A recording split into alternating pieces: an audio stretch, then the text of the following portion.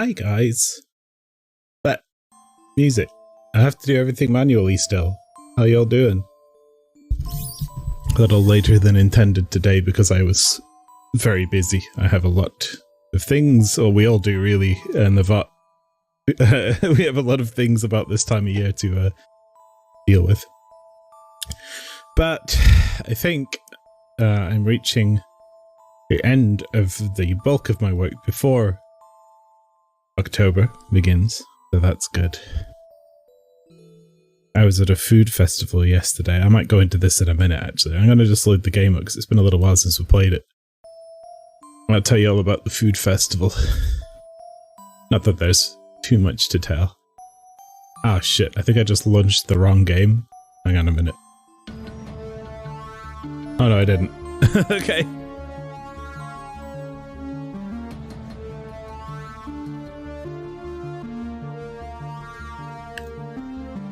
Wow, wow, wow, wow.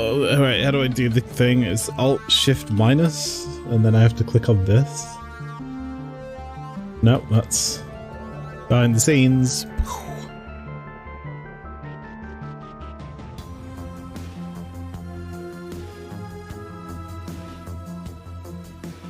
There we go. Right. So we were on this mission last time that we'd spent like 2 hours trying to do. We kept dying, so I basically just want to do that today and get through it.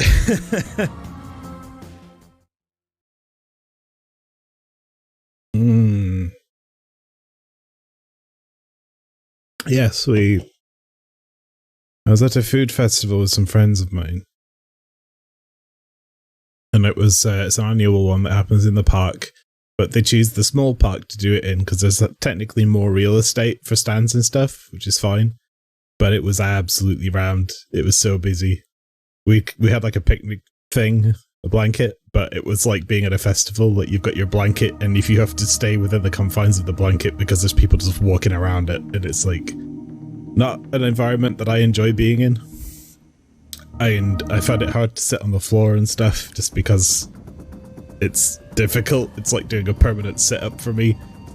But, you know, that aside, and the sun, oh my god, I think I've burned again. That aside, the food was good and the company was great, so it's good to get out every now and then. But yeah, basically it was like, here's like 50 little food stalls from around the area, and they're all doing their own thing. Right. And you could get a lot of cool like samplers and stuff, and they were just all sorts of shit there. It had some bands on, that was cool.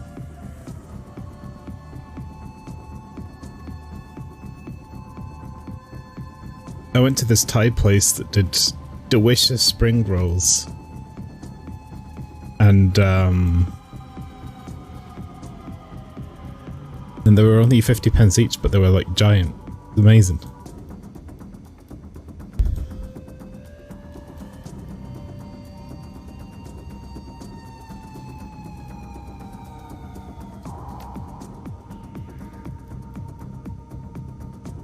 Alright, let me just figure out how to play the game again.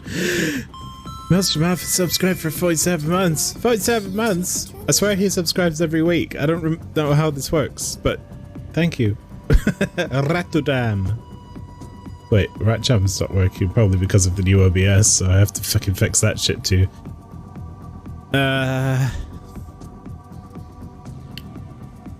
Right, Diet Rich. You can give somebody additional AP.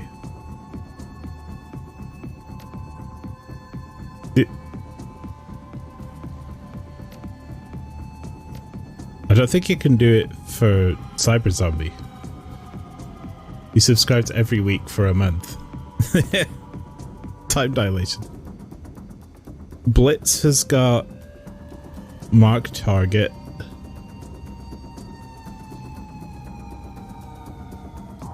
Glory has Adrenal Pump. So, like, we can buff up Glory, but we can't really buff up anyone else. So So I think the best way is to just rush in with this dude and try and shoot the controller.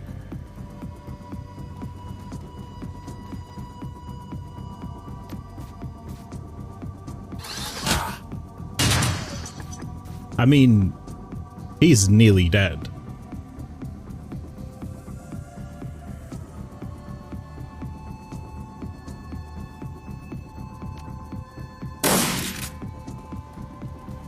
Hi, Anomalina. I did a little lurky in both of your streams last night, but I was extremely tired after yesterday.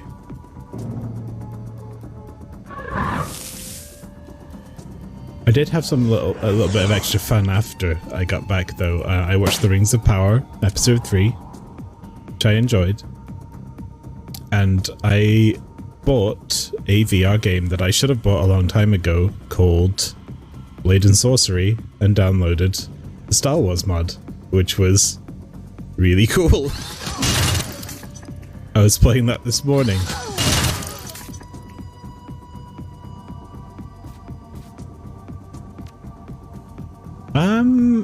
Yeah, I think we're good. We'll stay here. I'm not finding OBS 28. Individual audio capture per source it's built in. I haven't really looked into it. I just sort of installed it and ran it, and so functionally it's effectively the same as what I had before, except that Stream Deck plugin doesn't work. But I do need to get in and have a look around at that, because with individual audio source capture, I wonder if that's going to be... I mean, I've already got it set up quite nicely with voice meter, right? But I guess it's probably the same as how Discord does it, where it hooks onto the window or something, or onto the program. That, to me, while it is nice to have, more often than not is a feature that I want to circumvent anyway. There's probably a use case for it that I haven't thought of. The festival in Anomalina was fine, thank you. I just explained it very briefly, but basically it was extremely busy and very hot, but I got a little bit drunk and I was there with some good friends. One of my friends made this enormous birthday cake for my other friend, who's just turned 30, and this cake was 3 jars of Biscoff and then some inside of it. It was extreme.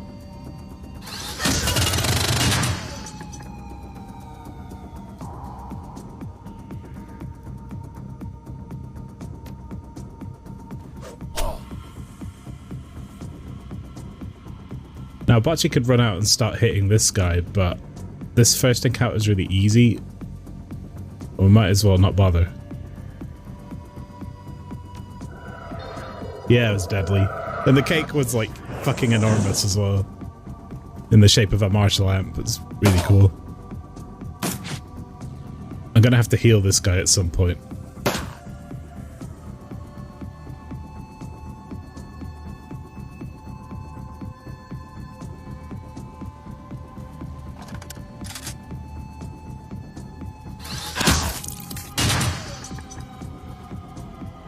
Okay, yeah.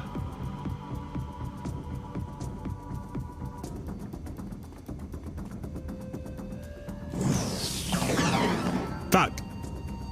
Well, let me tell you about Blade and Sorcery's Star Wars mod. The game itself is still kind of early access, but it's come a long way since I last saw it. And effectively it has like story mode now, I think, but it's also still got the sandbox arena kind of thing. And the Star Wars mod currently adds a whole bunch of different arenas, a shitload of weapons, lightsabers, blasters, like thermal detonators, all that crap. You can even get a Mando-style jetpack.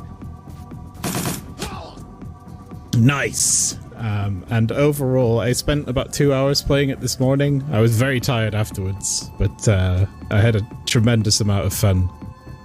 I'm probably going to try and do a stream of it someday.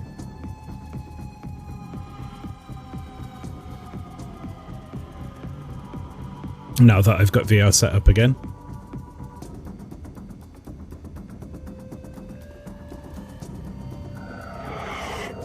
And I also still need to get back on making that Jedi Academy server, which was ready to go. I just need to sort of streamline it and add a bunch of maps and stuff. So that isn't forgotten. I will be doing that.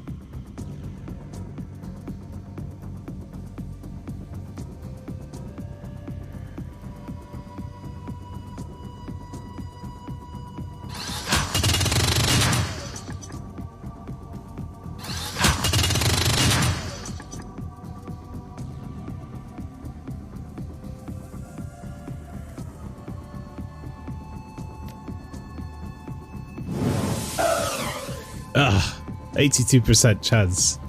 Missed. Did we lose the droid? I think we did. Okay. Miss, miss, miss. All that cover is really messing with us. Let's not waste Glory's stuff just yet. We'll get her into medium cover so we can take some pot shots at you.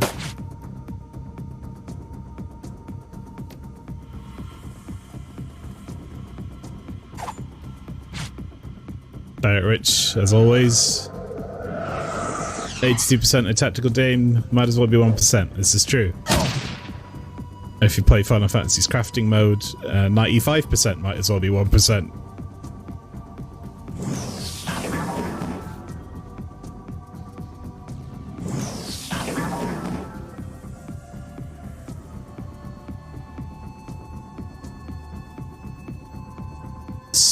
Oh shit, I was meant to smack. Okay, that's fine. It let me get away with it.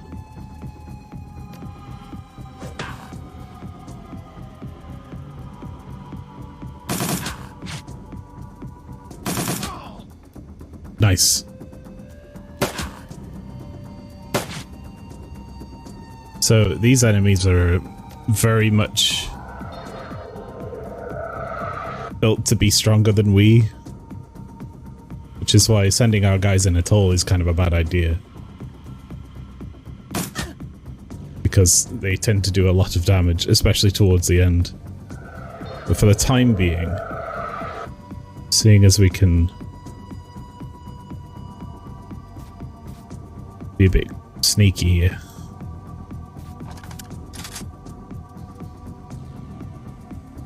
We might as well get everyone prepped.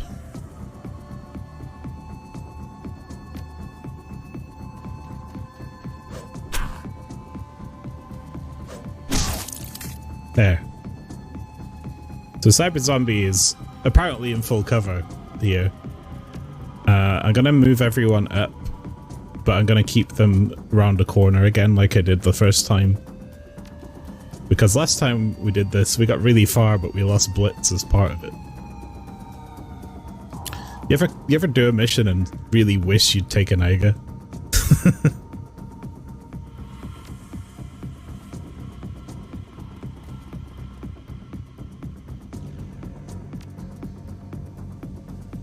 Right, here we go.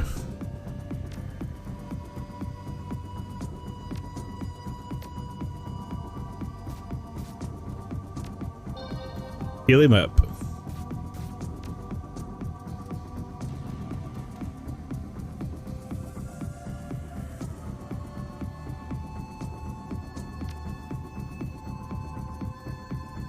Okay, I'm gonna send him in to do all of the busy work.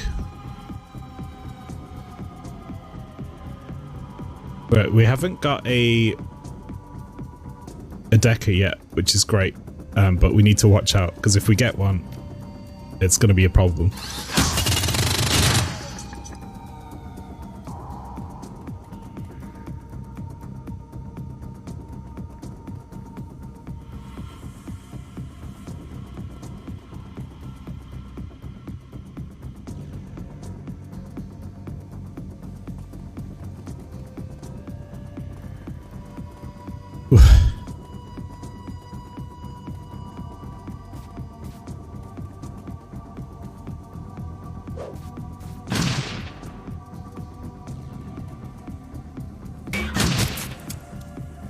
Oh, good.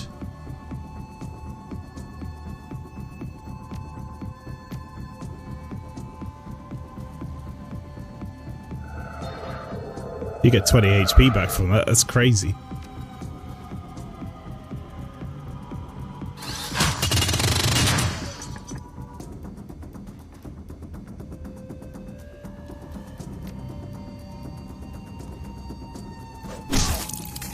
Bonk. Yeah, we gotta lay low. Unless we can hit. I don't think we can. Okay. Oh shit, look at all this shit I've got. Yeah. Let's get some healing done.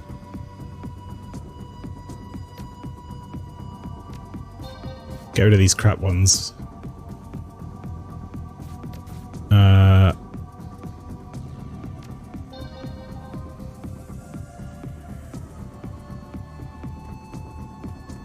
This is actually pretty bad because they're just going to come around and start throwing grenades at us, I think.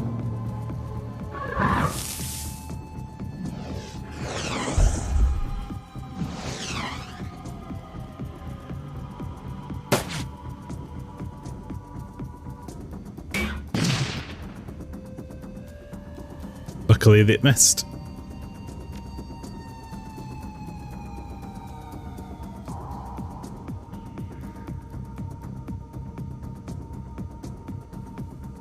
Pierces armor. Drop weapon. AP damage.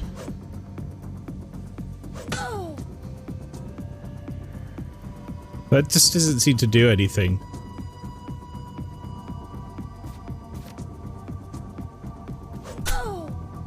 I should just use that.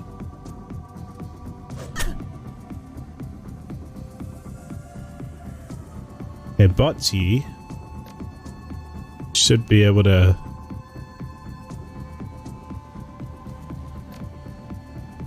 sneaky breaky out here, and like, maybe can we do like some stun?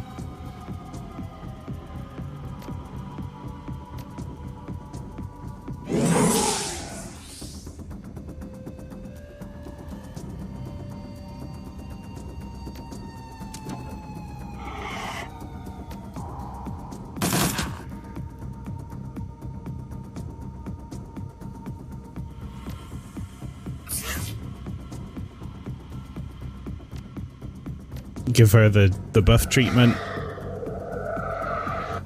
Glory can run in and start doing the kick, because that's good. That can knock him out. Okay, it didn't work. Ah, nice. We did AP damage. That's what I wanted.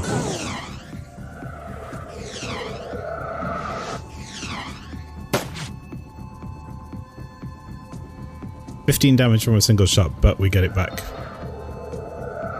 Ah, we took an extra 10, didn't we? We get some of it back.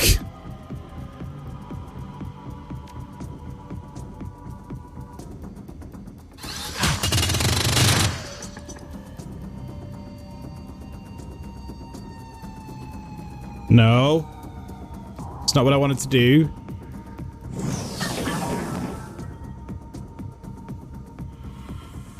Now I have to change my tactic.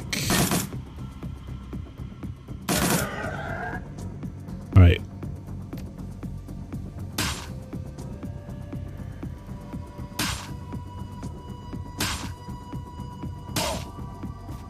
That's a good move. Is Dire Witch gonna hit anyone? Stay tuned to find out. They did. 4 damage. And that guy just died. We can't afford to go down, so we'll heal up again.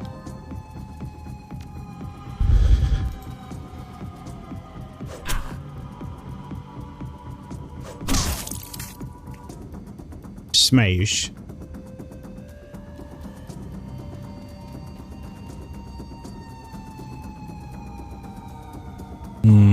Okay, we're all looking pretty good.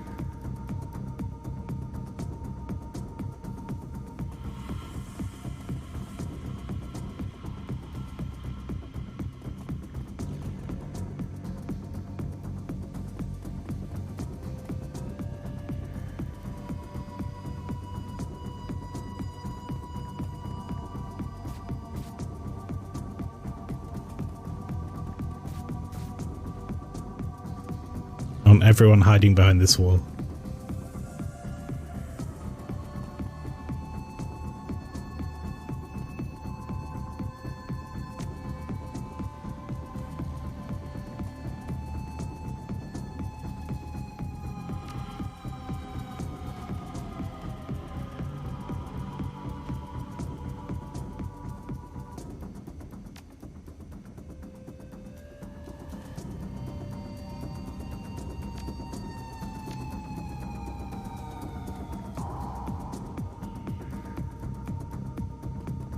Yeah, we'll get... She's still on fire, though. How do I stop being on fire?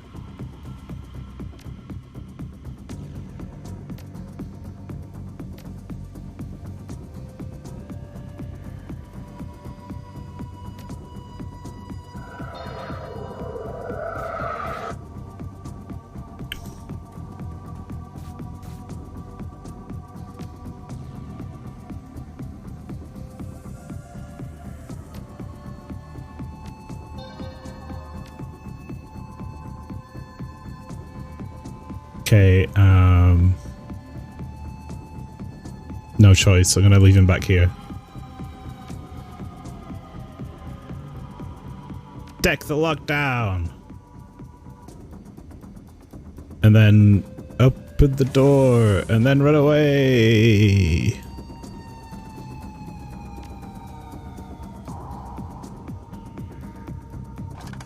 Should have reloaded at any point during that.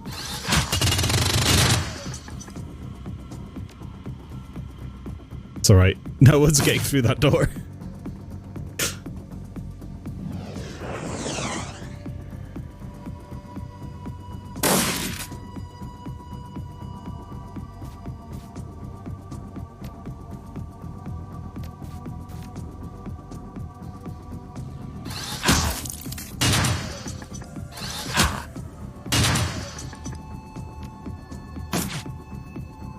We just stand him there and wait. Oh, perfect. Let's all stand next to each other.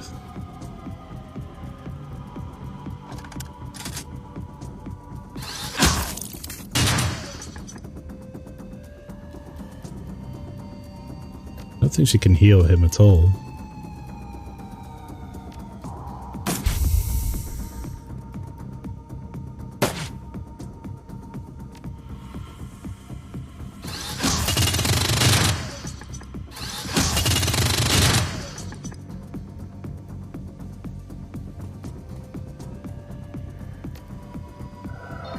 Ah, she can. Nice.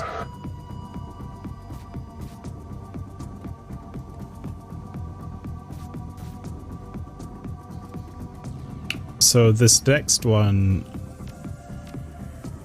I'm gonna have to sort of scope out the area a little bit.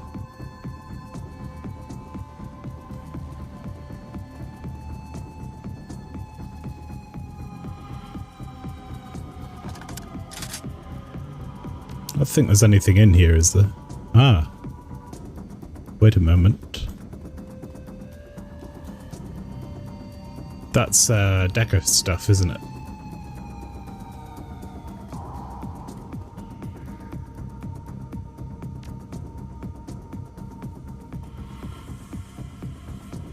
No. There, Jack in. Okay. See how good he is, I guess. So I want to mess that up, right? Which I can probably reach. How do I do this? Create Exploder Expert or Attacker Expert. That is to do damage.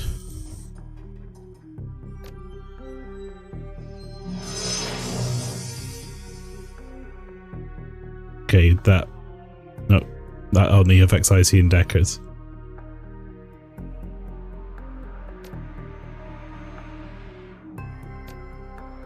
I have to touch it. Okay.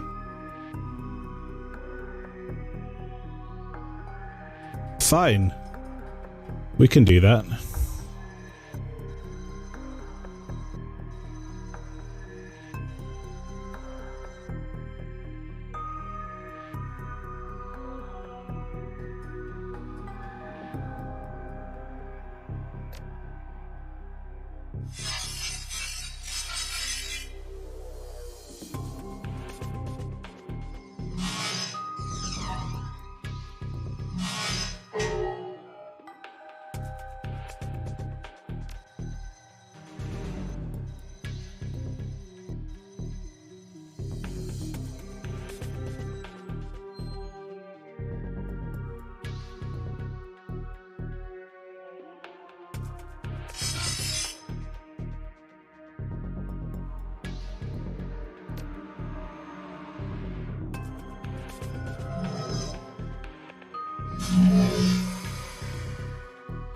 Yeah, that's a good move, right?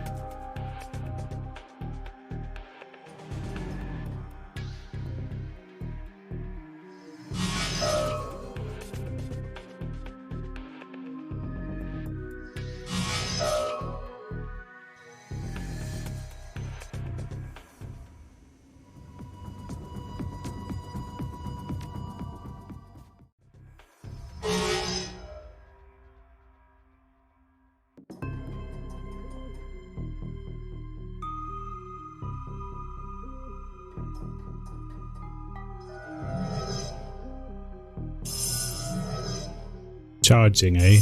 Oh, I like the look of that. Okay.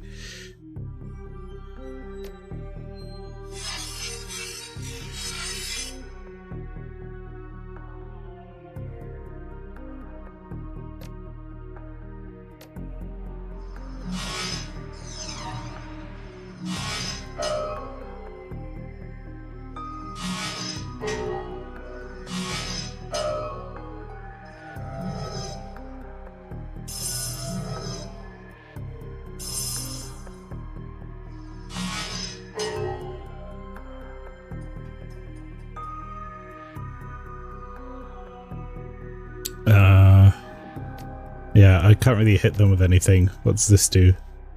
Heal IP. Is this... What's this bit? This is like security alert level, isn't it?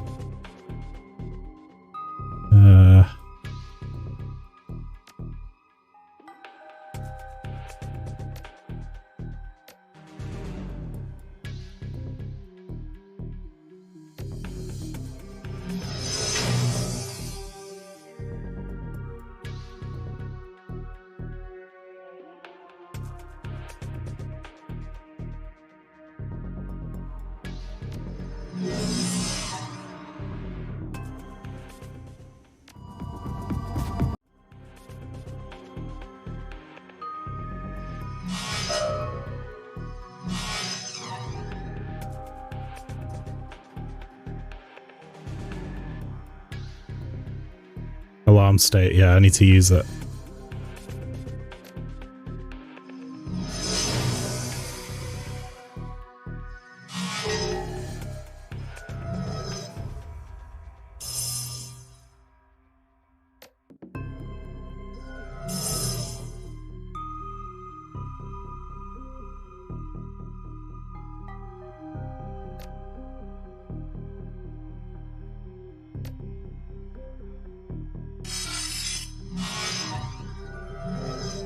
Great.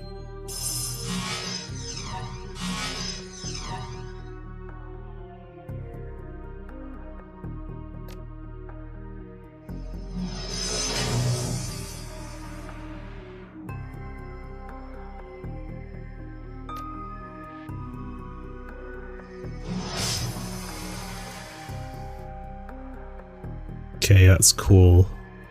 And then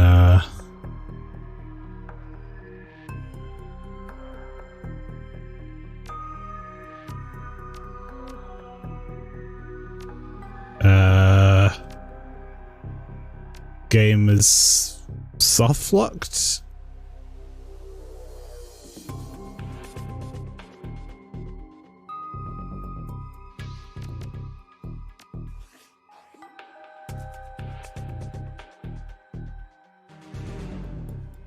Okay,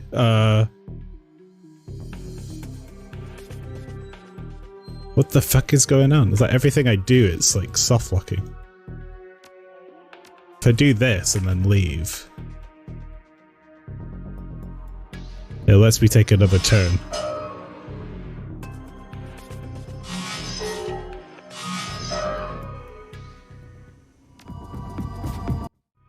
I'm glad we got out of that because I did not want to do all this again.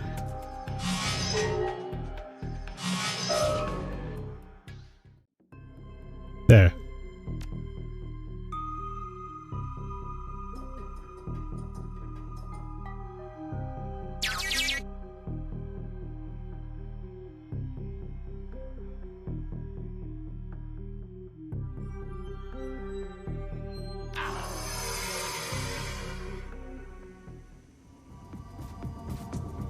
Just dump shotgun instead of walking back. I'll just wait.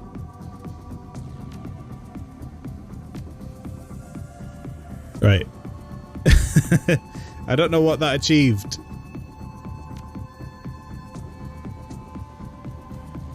Security camera 1.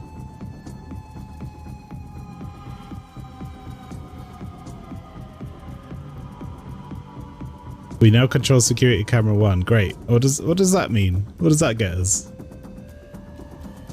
Yeah, he's gonna have like fucking horrible sickness, isn't he now?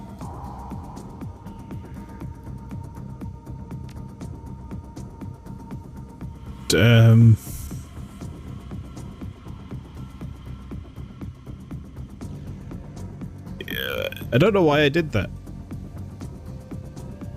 Is it so I can open this door?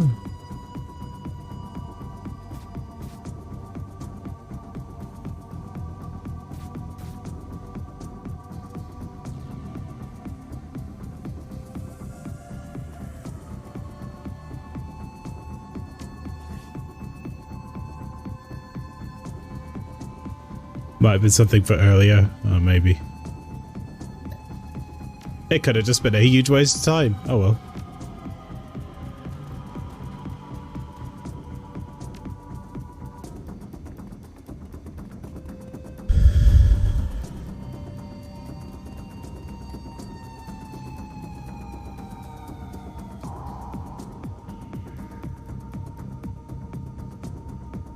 All right.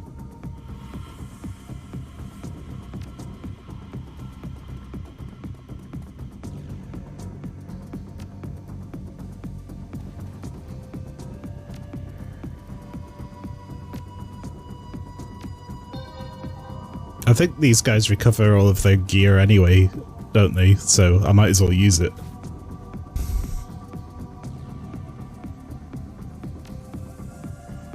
Now then.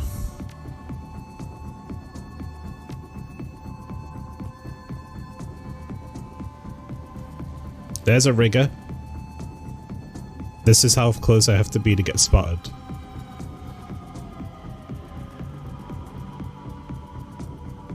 We can get Bocce in there. She can stun somebody.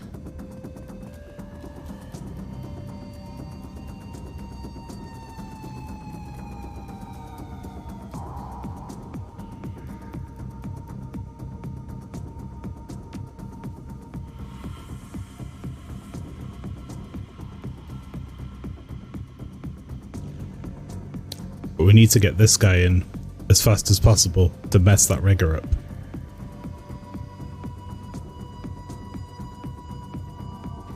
So we're just gonna have to make a run for it.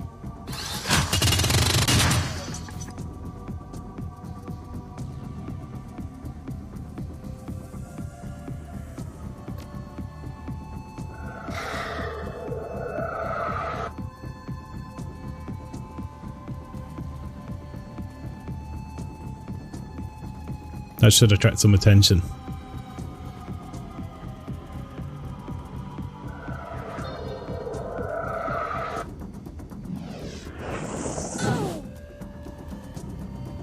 Ow! This was a mistake.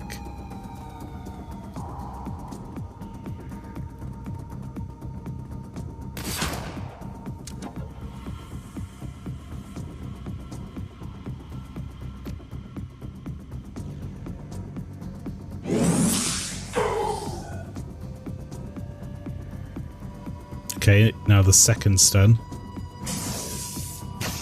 Nice. And then run back and heal myself. Or get healed somehow.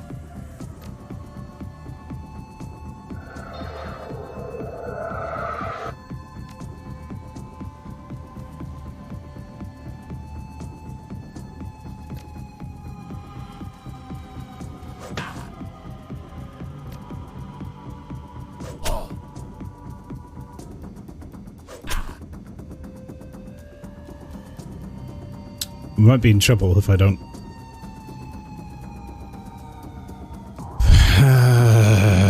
Okay, I didn't want to do it, but let's do it.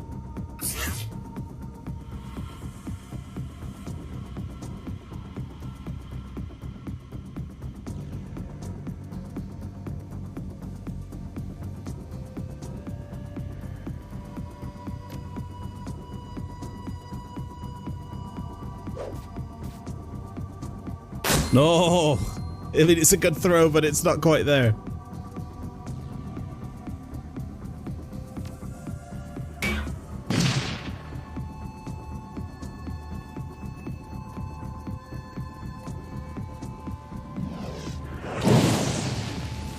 Yes!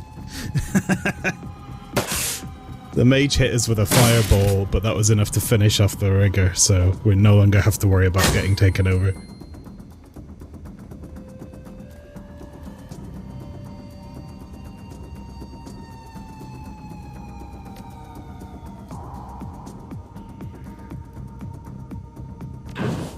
What we now have to worry about is saving the rest of the team.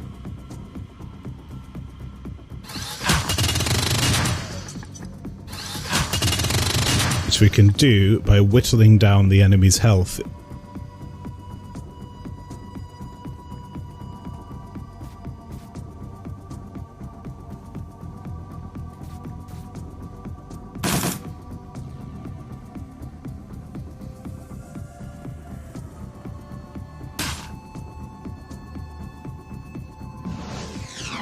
He misses with that every single time. But we did take a bunch of AP damage there, so we were on the back foot.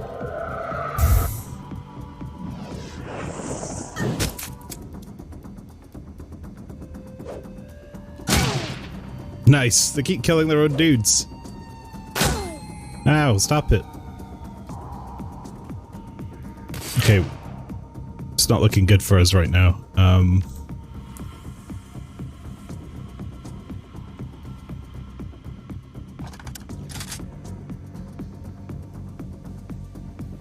That's free.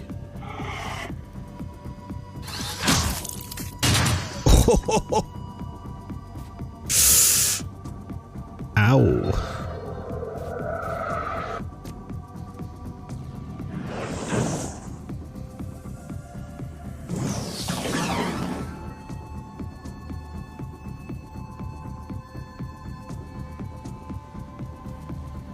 It's almost not worth using Blitz for this. He'd better off healing Glory, but he can't. Okay, I guess. Shoot that guy.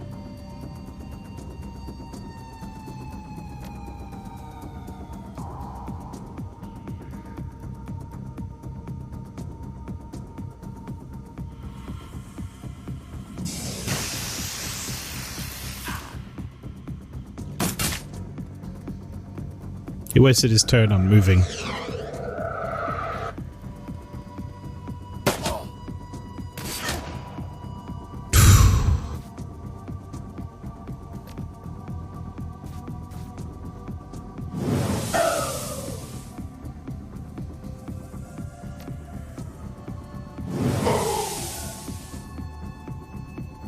Yeah.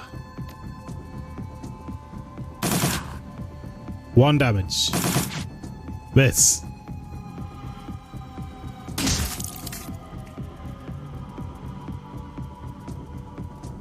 Get back. Heal.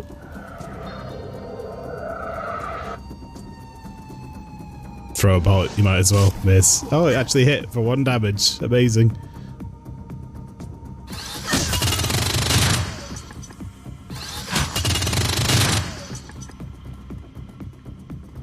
A singular point of damage. Our mage decided to dance around us. What do we got going on here then?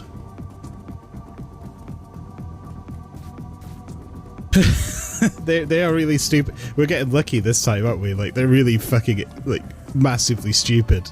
Oh god. There's a lot of enemies. No, running in there is a tempting way to get yourself killed. Let's start with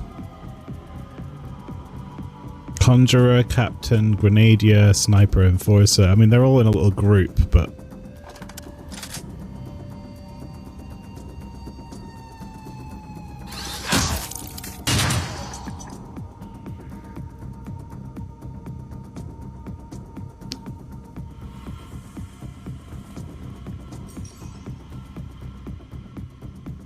No, I don't like it.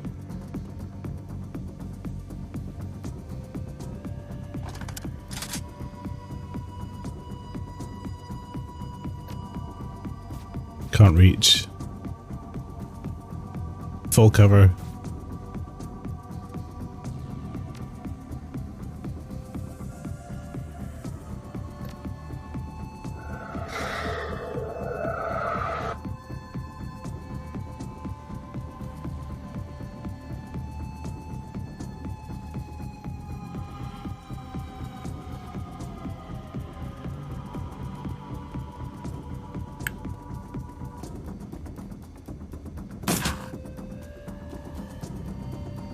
This guy, what's he doing?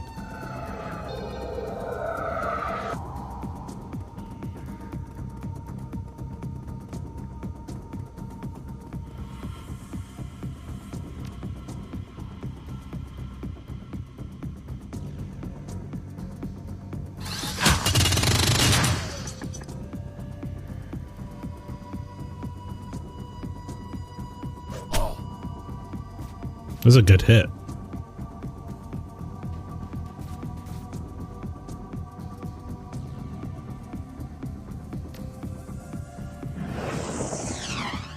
Miss.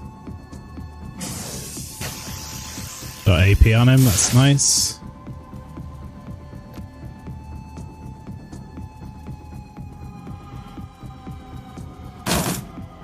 Nice little crit. How we doing?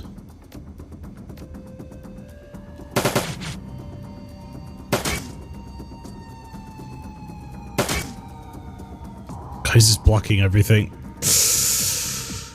What's this do again? Aid a friend within 3 tail range, reduce incoming damage. Or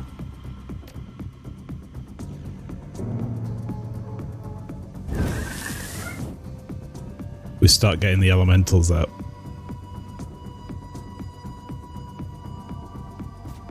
To draw fire, I guess.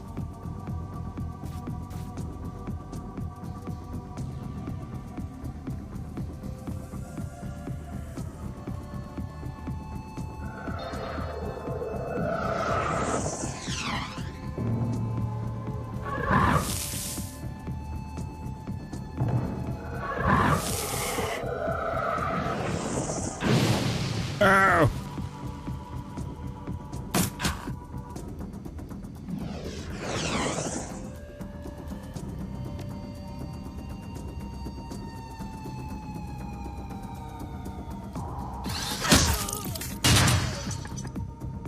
See, I killed the conjurer, but this guy's still alive.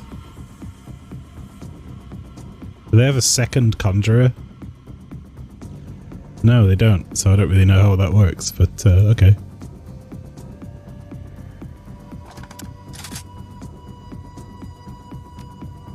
Should I use that skill first?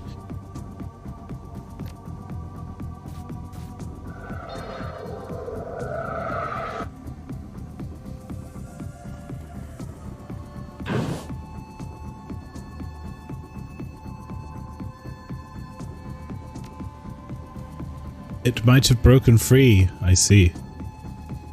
Wait, what do you mean escape chance 5%? Oh, right. So... oh, so if I give it more AP, it has a higher chance to break free. So if I just do this... it broke free. Okay. That's why they were attacking each other. Now I understand.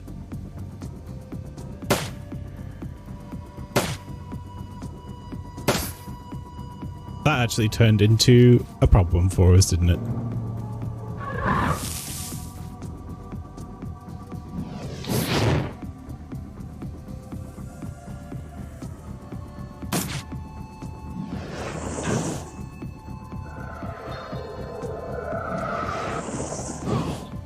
Blitz is down.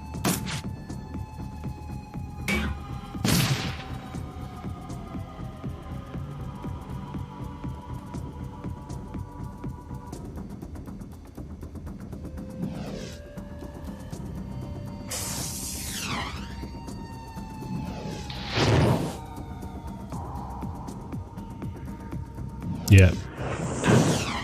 Oh, it kind of swings and roundabouts.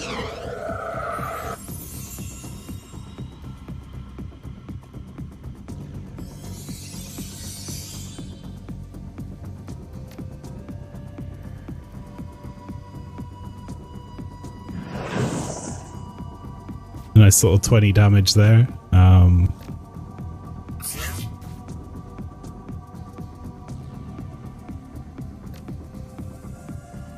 Try and AP this guy out.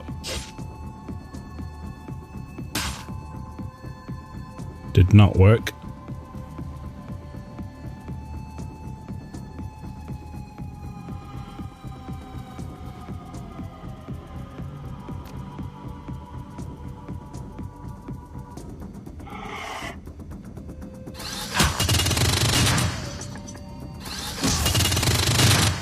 Sure. Okay, we're good.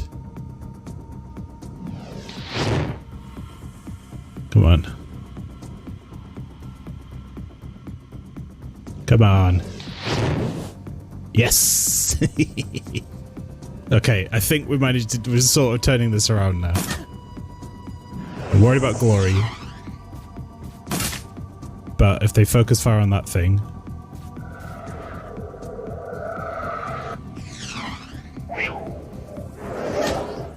we might be okay. It's just a guy doing that into a mic. Shit. That's not good. I have to make a choice.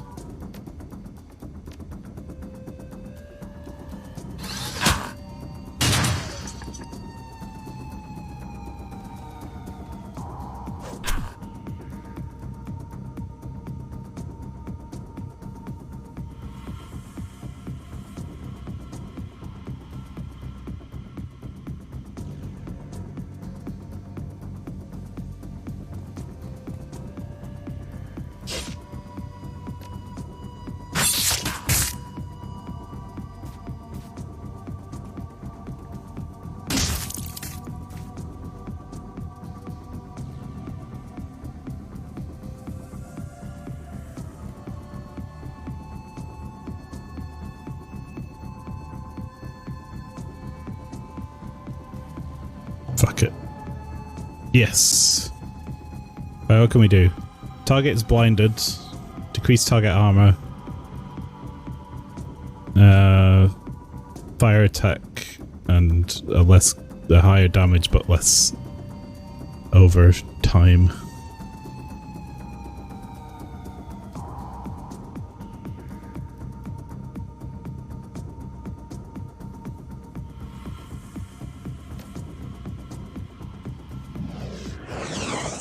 Missed.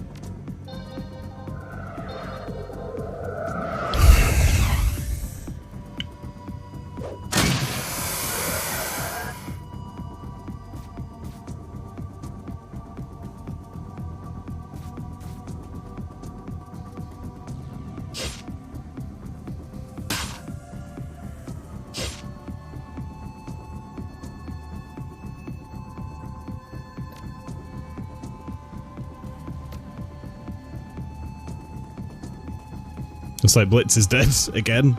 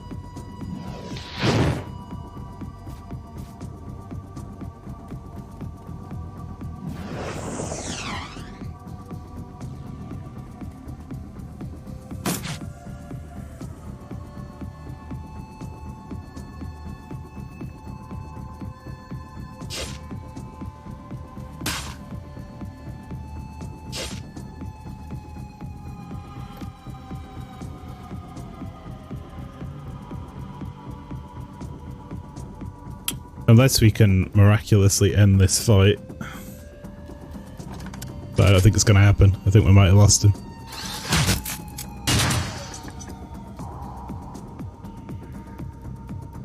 Can I just kill it? Yeah.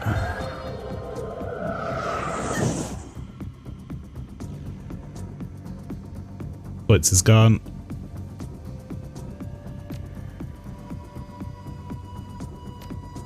F to Blitz. That's the way the cookie crumbles, I guess.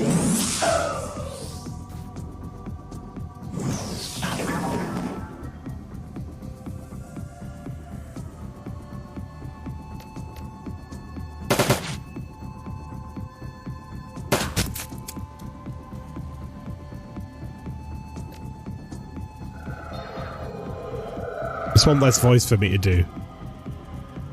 But look on the bright side.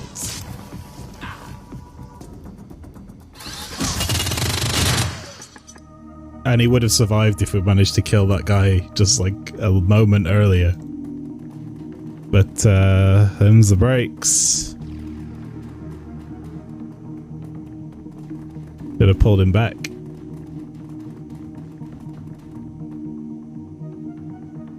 We'll have to live with our mistake.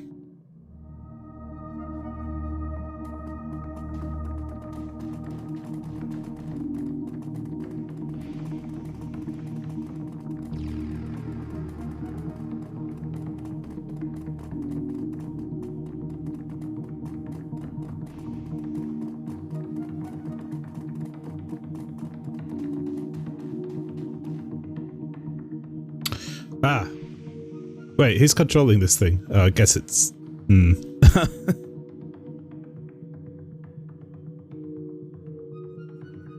Originally, we had Blitz control it. That's why we took the Decker anyway. That's life in the shadows, eh? Yeah. Decision time, boss. I've got to remember all their voices. Can't say that I like the idea of handing this thing over to Schmidt. Lord knows what he's going to do with it.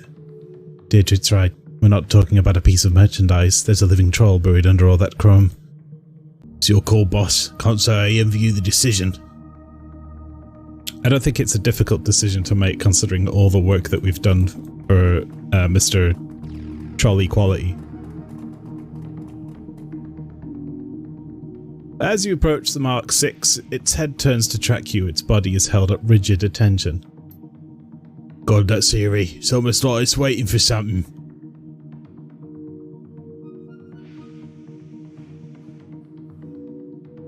What shall I do? If Glory disables its control circuits, it's free. But it's a weapon and we'll probably have to fight it. If we put it out of its misery, that's what it wants.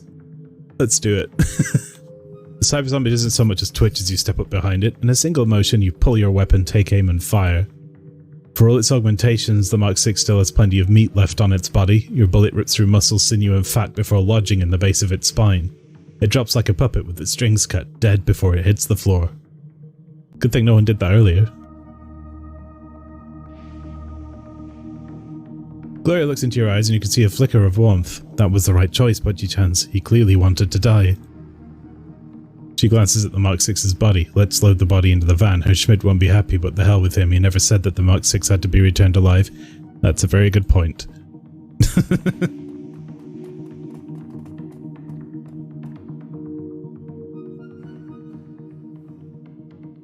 Send him a present. We escaped with the prototype.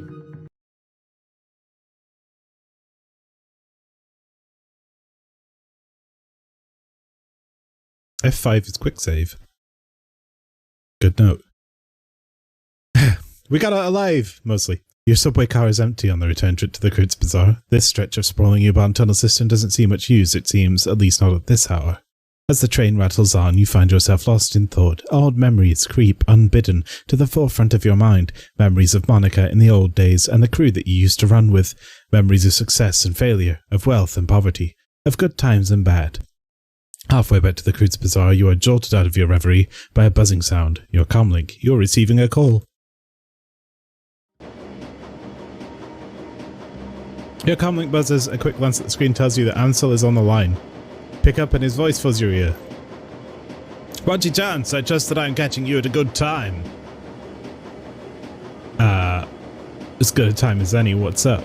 I have made contact with another prospective client, a rather elusive woman of an Aslaner descent. She calls herself Frau Muller. What, from the rice company? She will not say. Not to me, at any rate. She has insisted that she will speak only with you. She wants to meet you in a half-hour's time. At a location of your choosing. What's she offering for this mystery job? 36,000 Nuyen. Quite an impressive sum, Botchy Chance. I would not have bothered you with this otherwise. That's a lot of money. I guess I have no choice. Very good. I will instruct her to come to the Quartz Bazaar. Where would you like to meet? Cafe Sezve. Altug's going to find out about this anyway. Might as well have this discussion in comfort. Noted. I will set up the meet. Botchy Chance, there is one thing you Your comlink is to static. A moment later, the lights in the U-Bahn car flicker and wink out. You hear the screeching sound of steel on steel, and the train grinds to a halt. Hey-oh, we got excitement.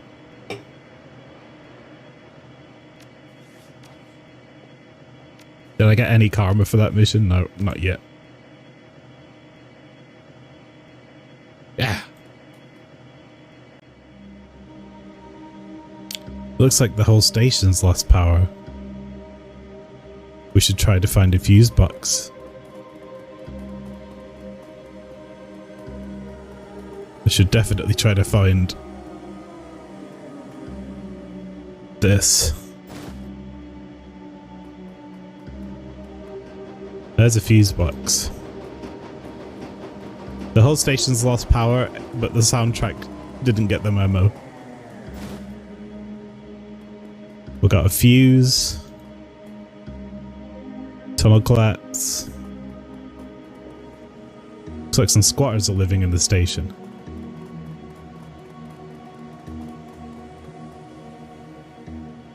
Looks like the console could extend the nearby bridge to cross the tracks, but with the power cut, the entire thing is non-functional.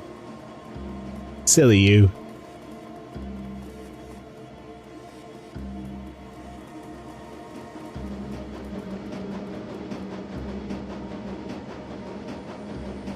It's a fuse box. Add an extra fuse. Try swapping the old fuse that is in bathroom to track. Lights in the bathroom go out. The status light next to track remains red. Add an extra fuse to track. Place the extra fuse in a socket next to track. The status light next to track lights up green.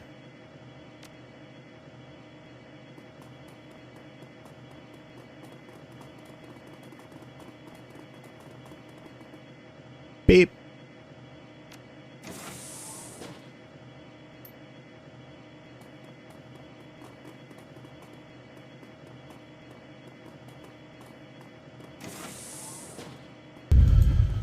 It's so dark in this maintenance area you can barely see your hand in front of your face.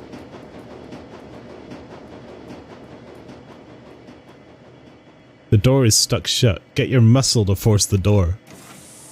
Glory slams her cyber arm against the door and the crack of splintering plastic fills your ears. The door pops open.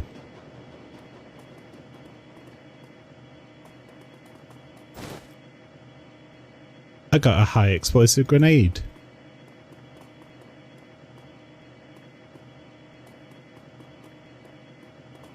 Sure is dark in here.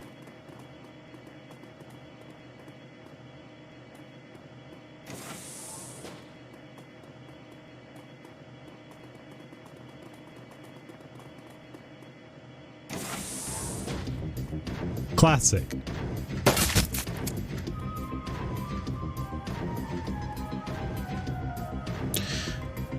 I don't much like your tone, fellows. Oh, so some mercenaries have come for us.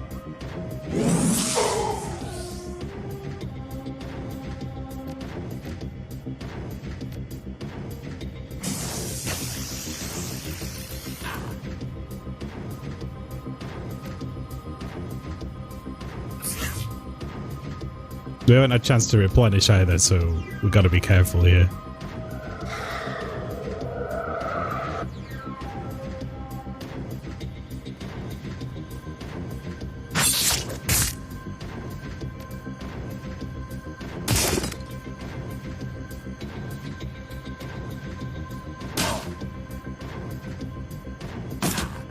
That was a good set of turns, actually. It's risky, but it was successful.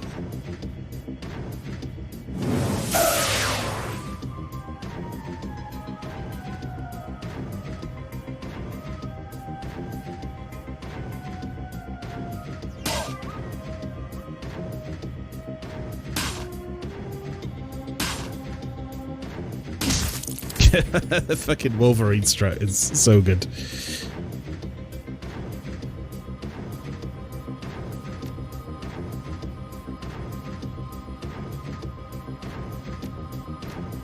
Why does that say down? It's not going to reach her, I guess.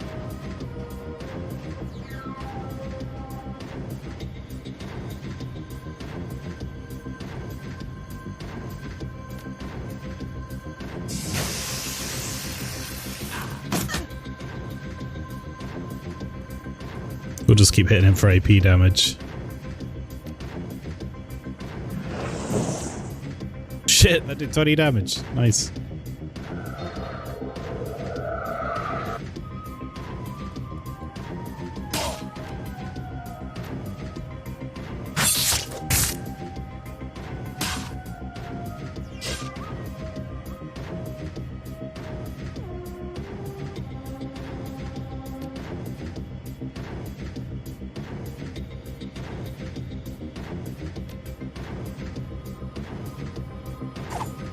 Miss.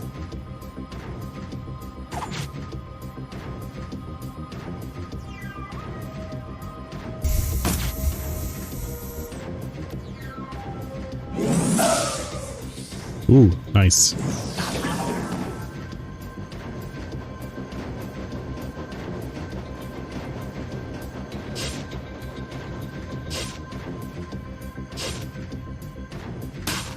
Jesus, he's asleep. How did you miss all of those?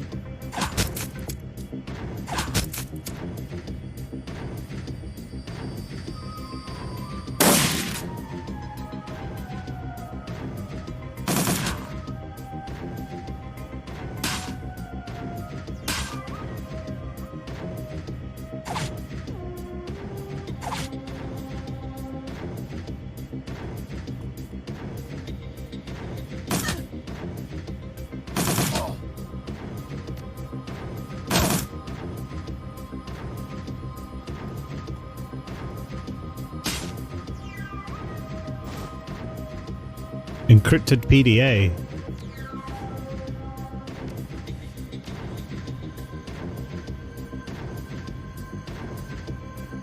Okay.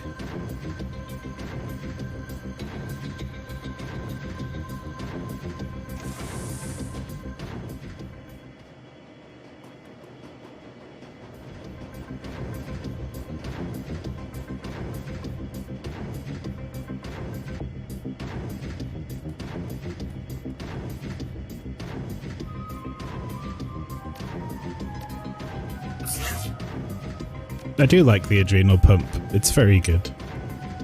3 AP damage. Wow.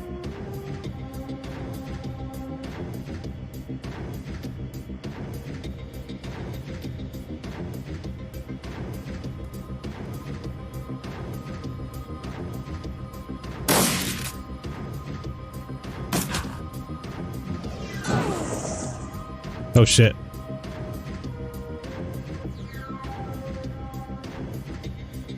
Let's funnel them back into this little room.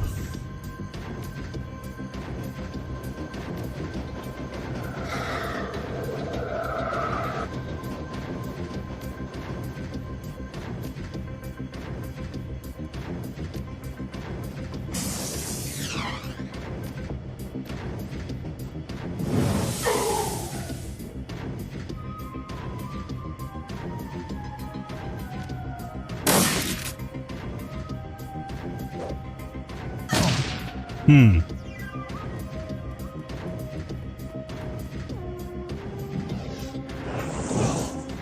$36 damage. Great. We have to end this now.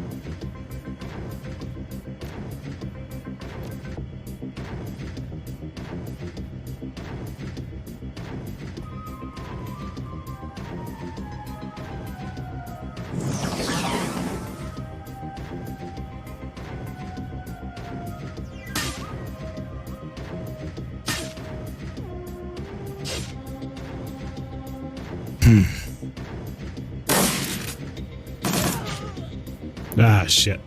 I'm fucked.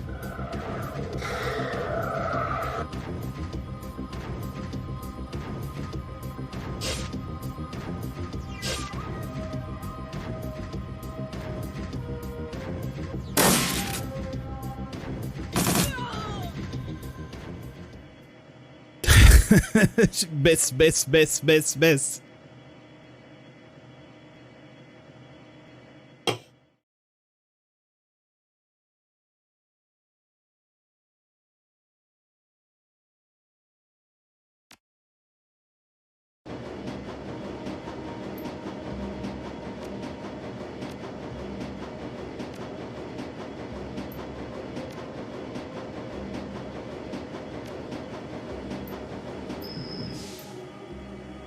Try that again, shall we?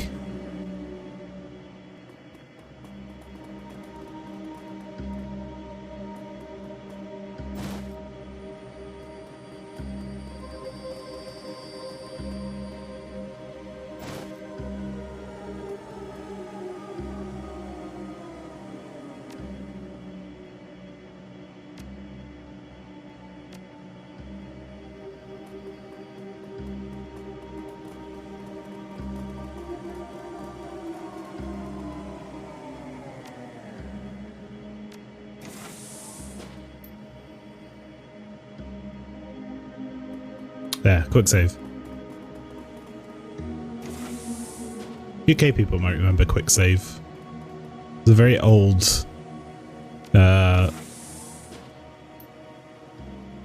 just like a little supermarket, mini market.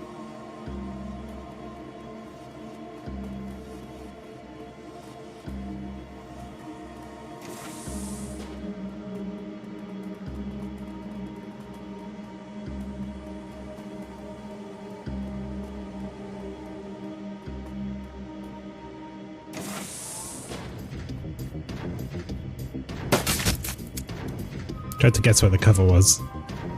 Didn't quite work out.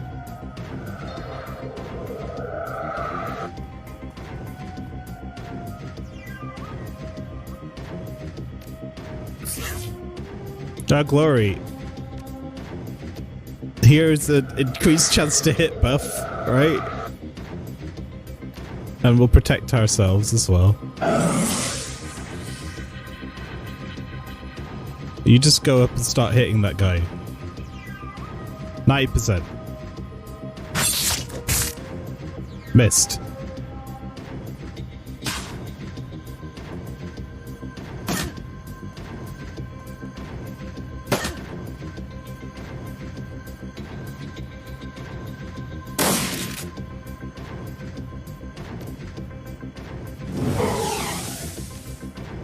What is with the hit rate?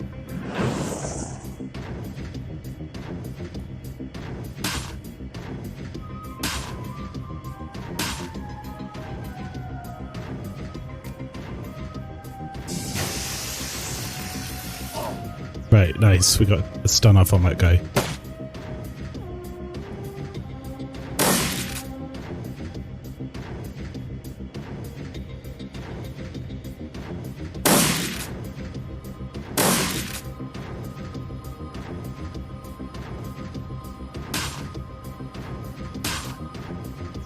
She might need a nap on her cyber stickers. She's been quaffing cyber stickers all day with the adrenal pump. I guess it's not working. Nerve ball, 6 damage. But makes them easier to hit and flushes them from cover. It would be just as well if Dietrich could actually fucking hit anyone with it in the first place.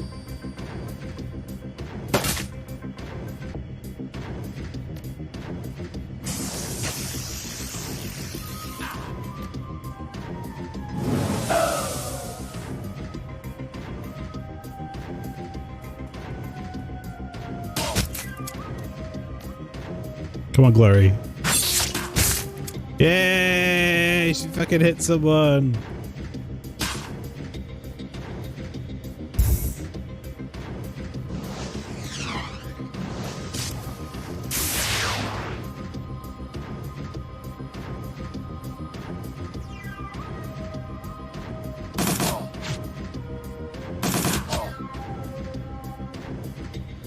Slap.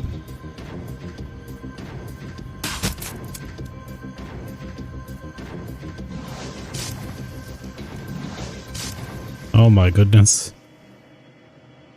Alright, everyone get back here and heal up. We're not having a repeat of last time. Actually, you should open the door.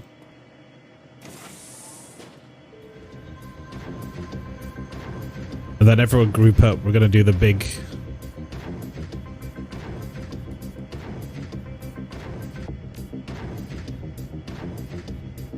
thing.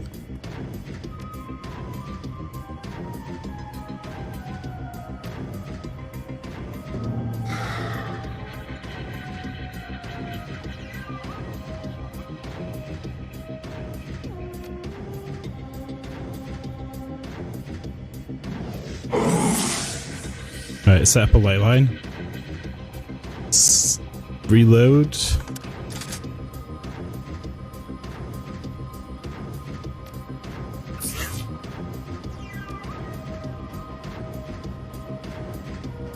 Alright, we're ready?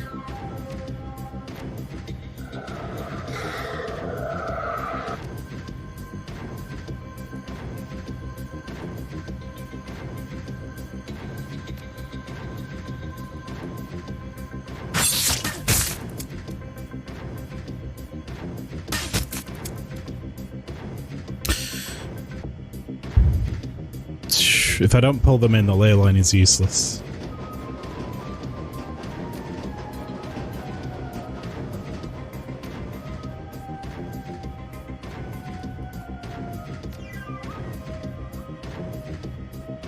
Let's just do damage.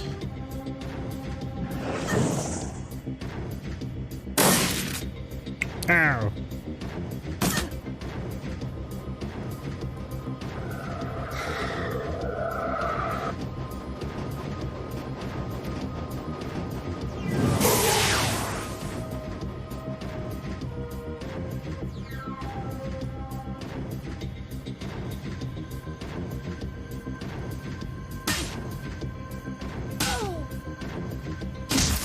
Right, one down. Start slapping him. Right. Do an emergency heal. And then just form up.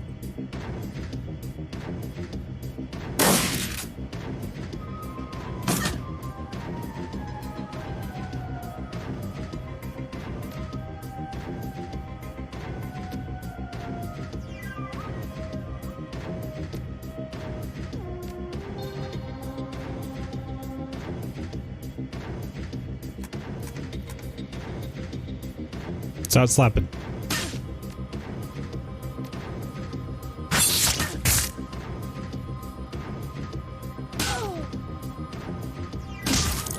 Nice! That's what we want. Get them crits in. Oh shit, he actually hit him with it.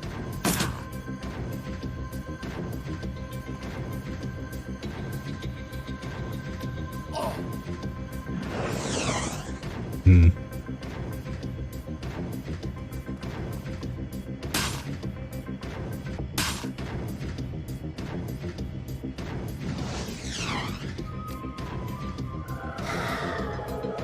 Give Bocce some accuracy, should probably use it.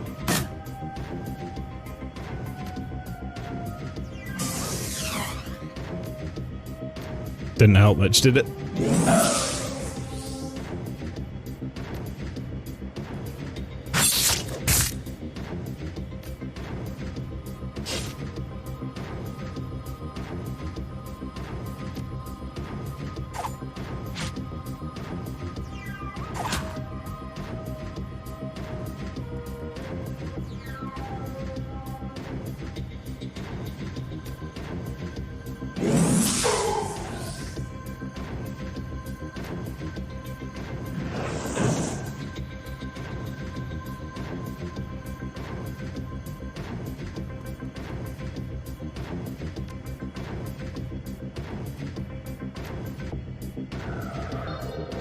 Alright, I think we got this.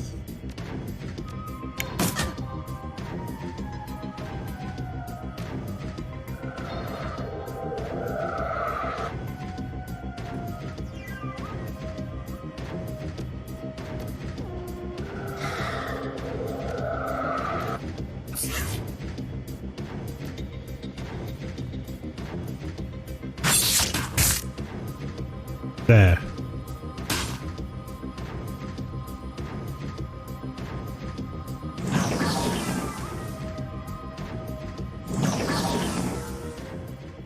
We want to be leveling up that regular bolt. I think the SMGs aren't doing us any favours at this point. Other than when we have like a group, but yeah, her magic's pretty powerful.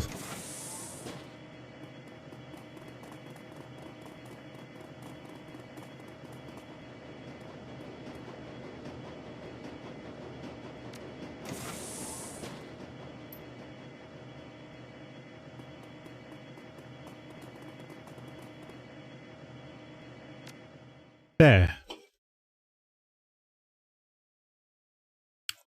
The rest of your trip home is uneventful, but one thing is clear, someone is hunting you. The ambush was no chance gang warfare, but an organised attempt on your life. If Green Winters was right, then whoever killed him is now after you. The PDA that you retrieved from your attackers may hold some answers. It's time to return to your safe house and consult Paul Amsel. Ah.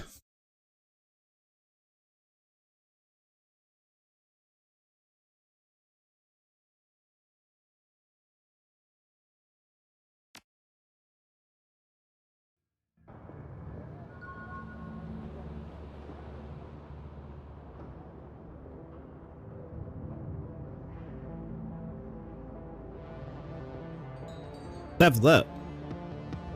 Wait. Where's Blitz alive? Why can I give him an advancement? Is he like alive again? Somehow?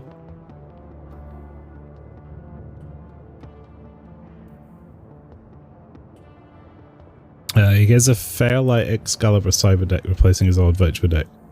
Or a Hydraulic Jack Cyberware increasing his move speed. Oh, that's pretty good. But I only bring him on for when I want the deck. Is he a literal ghost of the machine? I don't know. Maybe. Ah. Glory can use her adrenal pump on a downed ally to revive them. Or her adrenal pump lasts an additional round.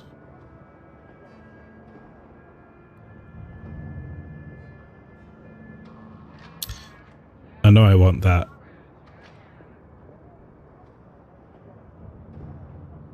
Right. Diet which is no fault, now flushes enemies from cover. Well, this, yeah, sure. Electrocore now costs 1 AP to cast, that's good. Or AoE radius is increased. Nah, make it cheaper. Sharpshooter. Edgar gains a customized ranger arms.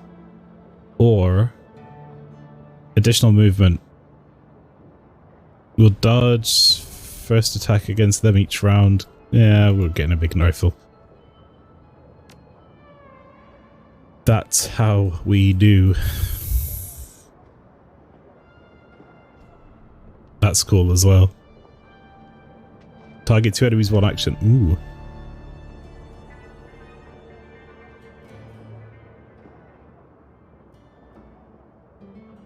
Look at all these objectives we've got.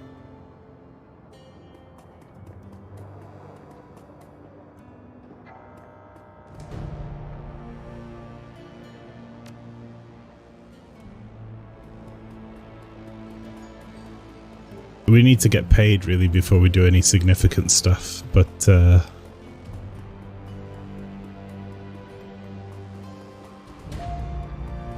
have a look.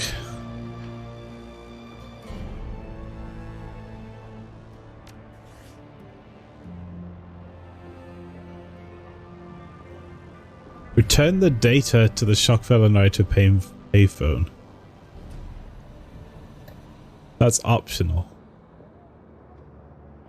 Is that the Project Atlas data? I think it is. We got... Oh, AG Chemi product. Yeah, sure. 2 karma. 1,000 yen. Pretty good.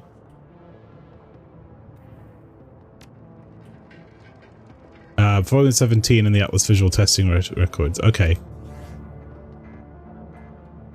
Whoa, shit, look at that.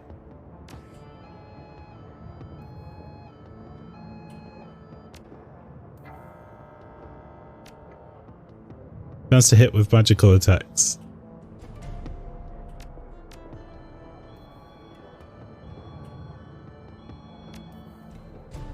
Ley lines visible through fog of war.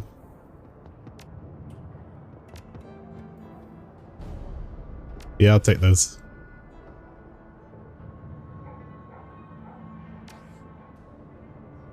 We will forever have 2 AP for no good reason. As soon as I get paid for all my missions, I'm gonna go shopping and we're gonna like do a big upgrade because as big as we can to our magic spells.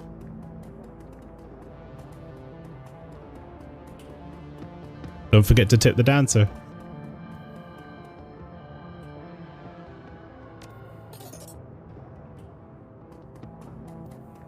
Why? Don't know.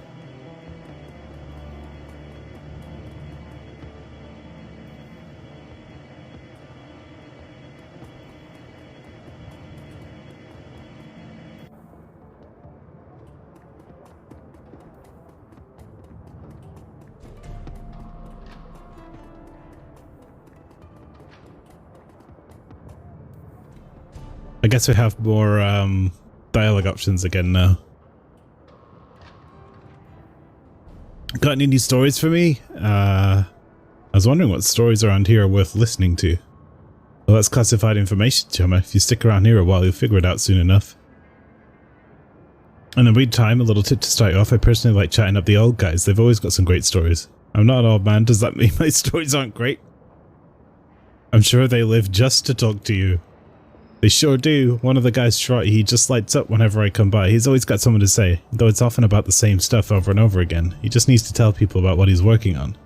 He seems like the kind of guy who could live like a hermit's life, but to me it's obvious he needs someone to talk to. Maybe it helps him work, I don't know. There's also a Tug if you can get him to shut up about his coffee for a minute. What's the story there? Well, he's taken up residence as the official Turk. Stereotypes and everything. Spy master, coffee brewer, outsider. It works for him. He had to make some sort of living here in the Crits Bazaar, you know. He's not got a trade skill. He's not goblinized, so he couldn't hang with Beckenbauer. If he opened a normal shop, he'd be ousted by someone thinking he'd stealing their job because he's not German. The coffee shop was a good option because it's obvious. He stays exotic and does what they expect of him with the intel and stuff. She pulls absent-mindedly at some hair in her face. Sorry about the intel dump. It's not really useful information, and you probably guessed anyway at this point, but you asked, so... You've been a real doll. Gotten way too much information on me, though. I'll see you around, y'all. Yeah, okay.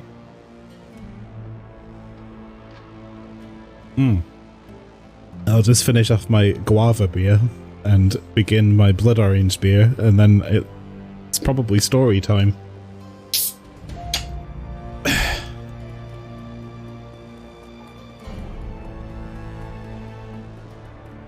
You gotta get them blood orange sippies. They're very nice.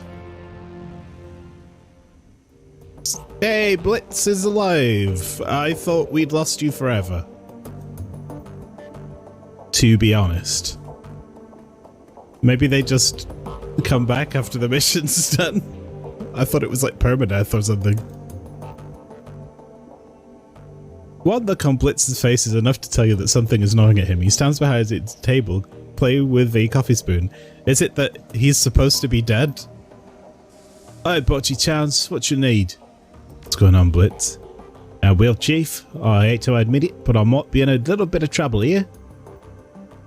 Go on. There's an awkward pause, then Blitz piles on ahead. Well, you remember those creditors I told you about? The ones that loaned me all that money? Yes. Yeah, well, as it turns out, some of them were a little less forgiving than I thought they were. Keep talking. Well, one in particular seems to have taken things kinda personally. How personally are we talking here? I got a package in the mail. It had somebody's thumbs in it.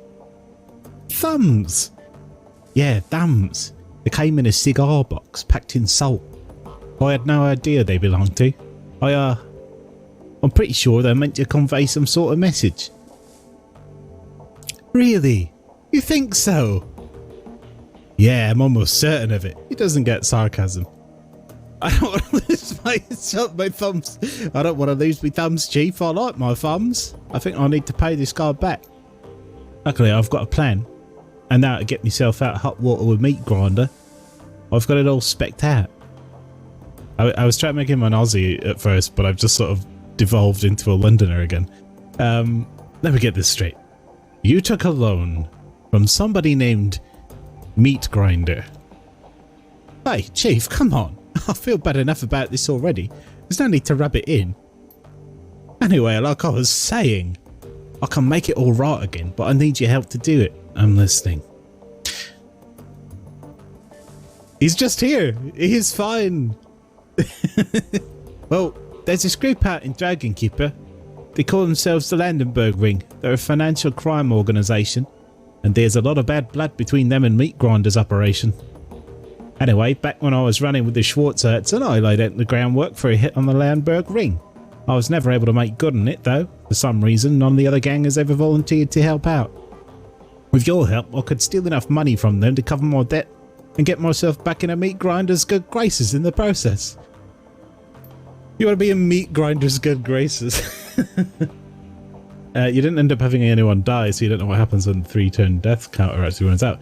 Yeah, I thought it was permadeath. Apparently they just, you lose them until you get back to base. And that might not be true of hired mercs, I don't know. Sippy.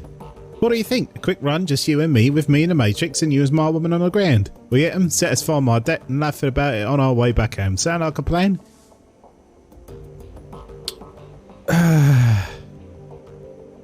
I might be interested, depending on my cut of the profits, that is.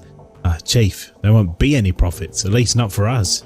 That money we suck out of the place has to go to Grinder, all of it.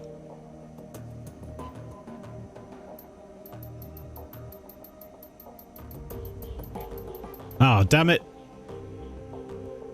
So I can't get the mission now? There's no option to go, well, okay then.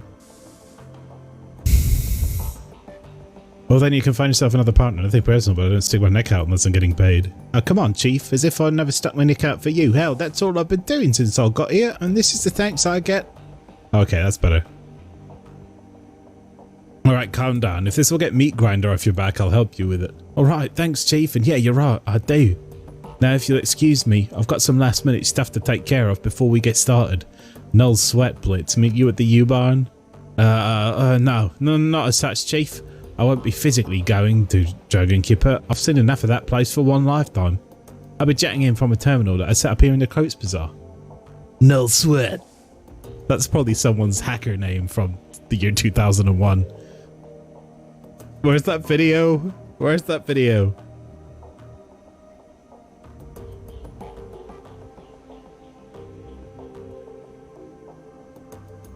You know the one.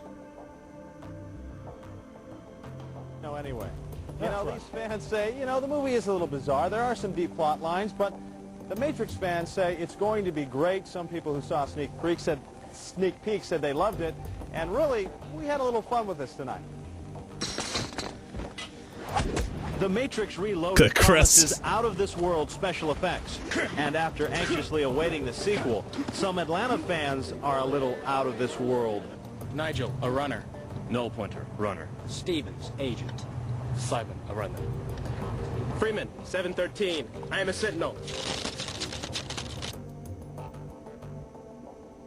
Yeah. You know what? People make fun of those guys. You know, that's the news article was making fun of those guys. But I was one of those guys. We were all into the Matrix when we were kids. Like me and my nerd friends. Like we would be like doing kung fu and shit in the school grounds and all that. We all wanted big coats.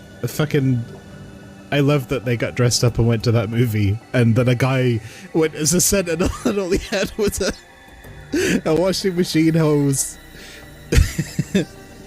That is props. Mad props. You got a long black leather trench coat. Yeah, a lot of people did. I had a duster coat because I was a big fan of Chow Yun-Fat movies as well. And I loved my duster coat. Let me tell you, it was great. Lightweight, long, good pockets. Perfect. Keep the rain off you.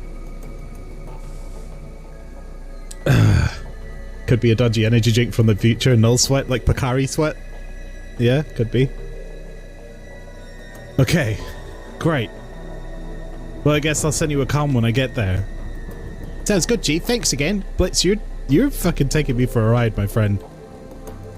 But I guess I owe him one since he did die. And doesn't seem to have any memory of this. And now I've become Star Wars Kid because I'm playing my VR headset. I can only imagine what that looks like from outside the headset. Seriously, I had so much fun with Blade and Sorcery today. I just basically told it to spawn an infinite number of Jedi on my side and Sith on the opponent's side. I gave myself Ahsoka Tano's lightsabers. I gave myself a Mando jetpack. I gave myself a long-range blaster rifle and a bunch of thermal detonators, and then I just went for it for like 2 hours. Running around, like jumping people and like doing saber throw and taking their weapons and using them against them. It was a tremendous fun. I will have to do a video of this or a stream of it. We'll find a way. But yeah, it's great. The media tray of the DVD player slides out of its battered plastic case. Is there a third DVD now? I'm not going to do that yet. I'm going to talk to Polly.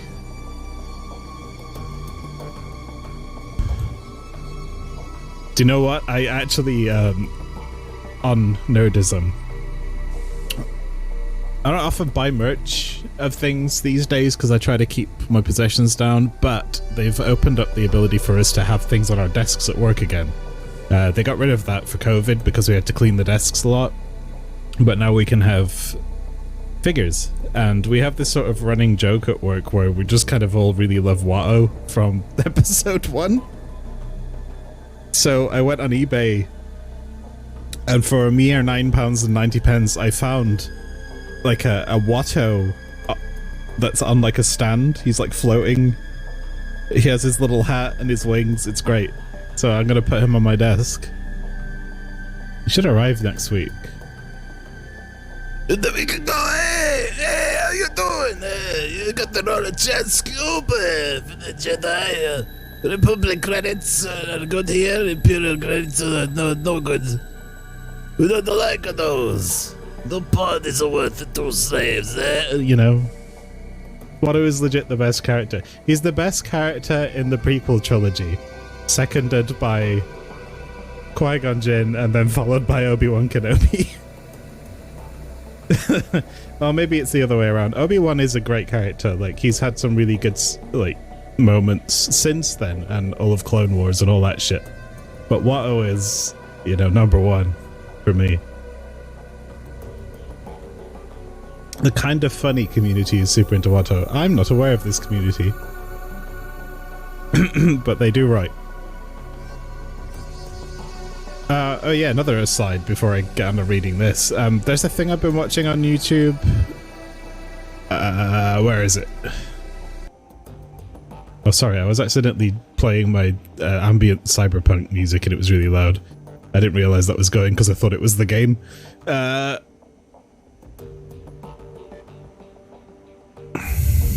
Where is it? It's on like YouTube Shorts or whatever it's called. The fucking mobile phone stuff. Where is that?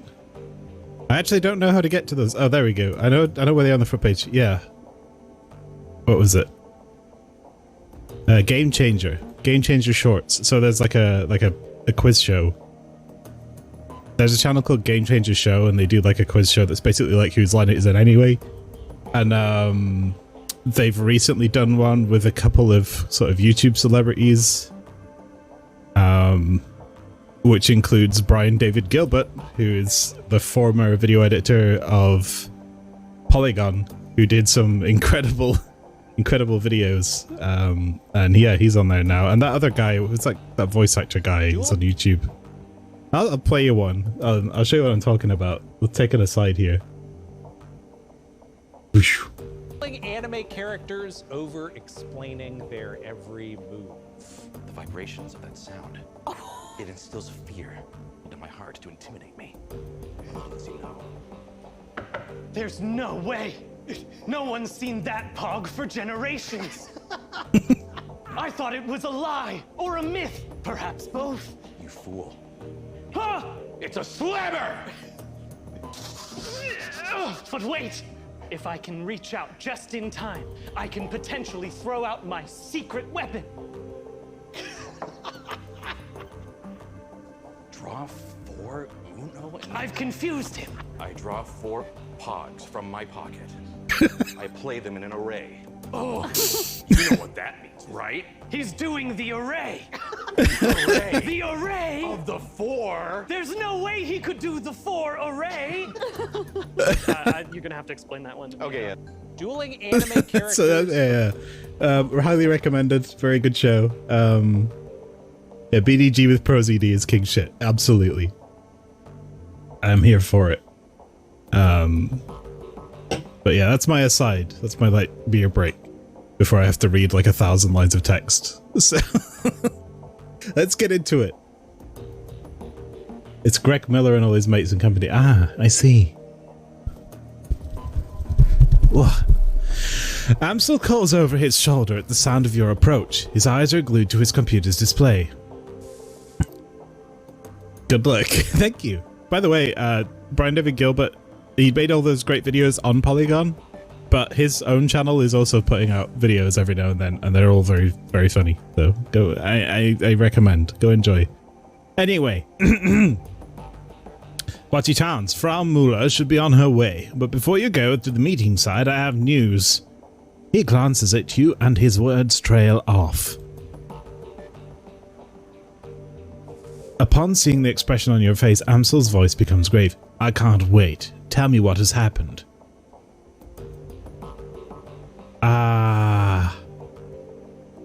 Blitz died, but he's still here. Wait, that's not an option.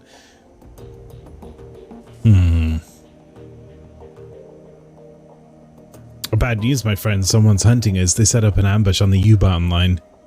Amsel pauses, then gives a curt nod. Truth be told, I've been expecting that something like this might happen. I'm just glad you made it out alive. You're a very British German, man. Blitz rose from the dead. So I guess Jesus is Ginger. Maybe? Here's the encrypted PD. Hey. Ansel takes the PDA from you and examines it. Yes, I should be able to extract some information from this. Give me a moment.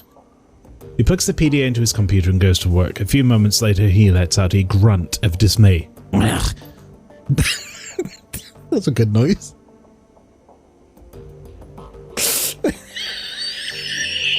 Sorry, I surprised myself.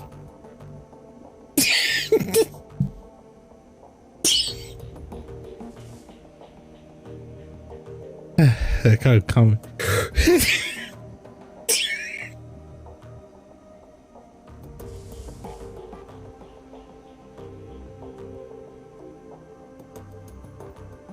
Breathing exercises. I've lost all my AP. I need a minute. Oh, this still works great.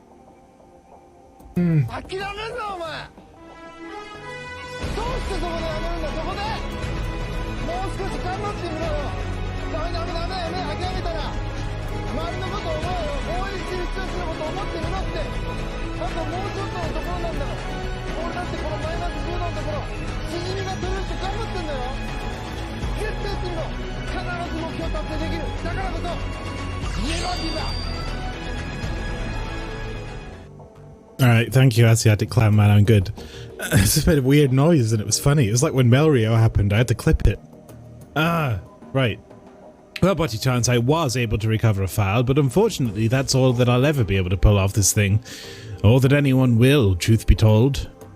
It must have been running some kind of counter-intrusion software. The instant that I gained access, it bricked itself. Amsel disconnects the useless PDA and drops it to the ground. It clatters to a rest on the metal floor. One whole file? Nice job, Paul. Jesus. What did you manage to pull off it? A COM file. The audio is still here, but it looks like we've only got video from one side of the conversation. Let's see what we have. He opens the file and a nightmarishly familiar face appears on the screen. Santa? No, it's that guy. Aldrin. That was the name. Back my head. The voice bleats out from Amsel speakers. Does he sound like a sheep man? Filling the room. Aldrin here. What's your status? No. Aldrin here. What's your status? He's got to sound like an orc. He's a troll, but, you know, he can sound like an orc. Blackmire's image is garbled, but his voice sounds young and eager. Target acquired, sir. You were right. We spotted her on the U-Bahn, just like you said, probably on her way to a job. As per your instructions, we're going to try and take her out on our way back. She'll be more vulnerable that way. Hopefully injured and low on ammo too, but only time will tell. Good man. Proceed as instructed. Will do. Costman is rigging up an ambush spot now. We'll try to make it quick. The orc with the nightmare face nods. Send me to come when the job is done. Order that. It's just like EastEnders orc. The image on the computer screen dies. Amsel turns to face you. Well, our scarred friend makes an appearance. Bocce chance, I suspect that Green Winter's predictions are coming true. I believe that Few's finger is behind this. Under Amsel's patient exterior, you can feel the worry that's eating at him. Be on your guard, you and the rest of your team. You made it through this attack relatively unscathed, but next time you might not be so lucky.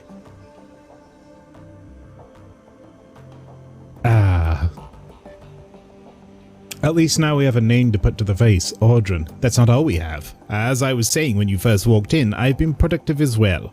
I was able to uncover some new evidence in your absence, and coincidentally enough, the evidence pertains to our scarred friend. You might recall that I said I'd dig into Aldrin's skin grafts. Well, I did, and that search has finally borne fruit. One of my contracts outside of Berlin handles the paperwork for private hospitals all across Germany. It's a dull, boring job, but it does have its perks. Amsel pulls open a file on his computer. A medical chart opens up on the screen. As it turns out, our scarred friend's skin grafts were performed at a legitimate hospital after all. No, I'm too stupid to do. So good news for once. What do they say? Well, they're rather light on identifying information. Our friend's name is listed as Max Musterman, the local equivalent of John Doe. But they do cover his injuries in great detail. Aldrin's injuries were extensive. He had 2 broken ribs and a shattered pelvis, and he had sustained third-degree burns over 60% of his body. Most damningly of all, he was suffering from acute radiation poisoning. His body had absorbed over 5,000 millisieverts of ionizing radiation, a lethal dose without treatment. The information dries up at this point, but we know that he was treated and discharged, but what happened afterwards remains a mystery. He pauses for a moment, studying your reaction.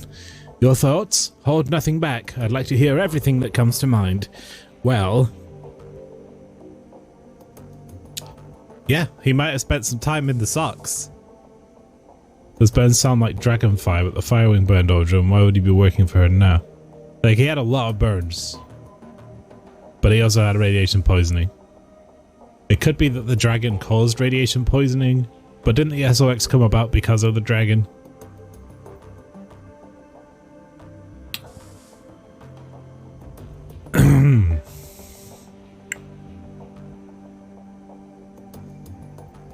Legitimately treated and discharged.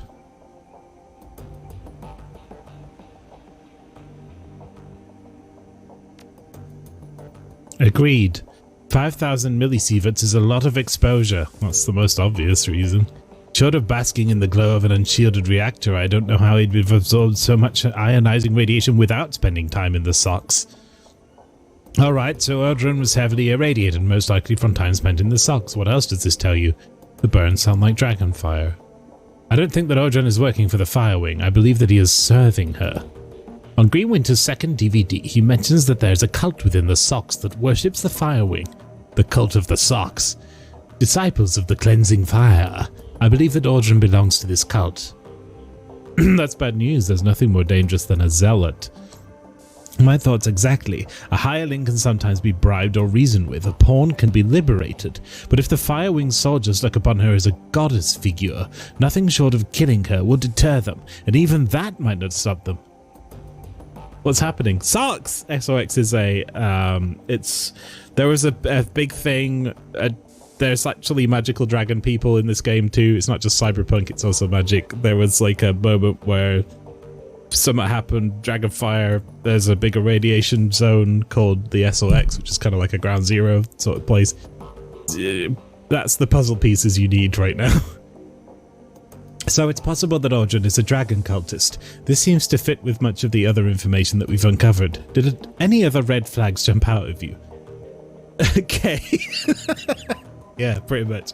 The hospital couldn't ID Audrun. Either somebody covered his tracks for him and he was living completely off the grid. Indeed, if Audrun was a denizen of the SOX, a glow punk, a SOX punk, his lack of identifying information would make sense. Is sock punk a fashion? I'm still adjust his glasses. It's a working theory at any rate.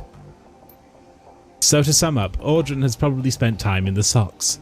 It's possible that he even lived there as a member of Feuerschwinger's dragon cult, and he is after you. I think most people in sort of Western civilizations have spent time in SOX. Still pause this for a moment before continuing. In my mind, all of this reinforces one fact. We need to find Vauclair, and we need to do it fast.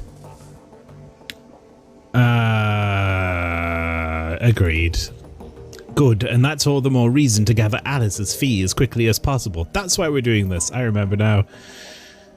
There's a buzzing sound from Paul's wrist. He lifts his hand to look at his PDA. And as luck would have it, Frau Miller has arrived. Best of luck at the meeting, Bocce-chans. Remember, this is urgent. We need that money. I'm on it. How dirty would your socks have to be to give you 5,000 millisieverts of radiation? You'd have to leave them, like, in a reactor for a while.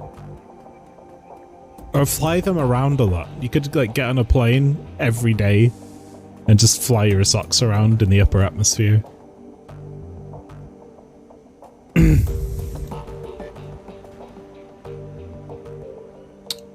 Bocce-chans, greetings. Blah, blah, blah, blah, blah. What have we got?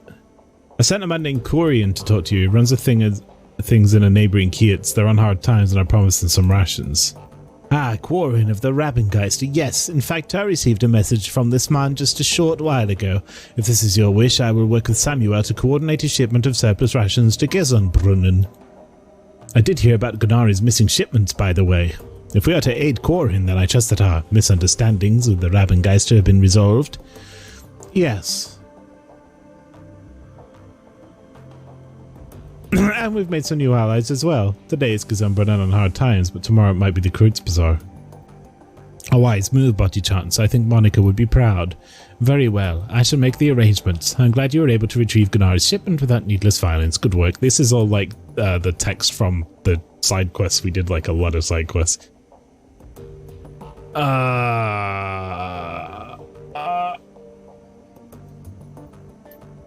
Good.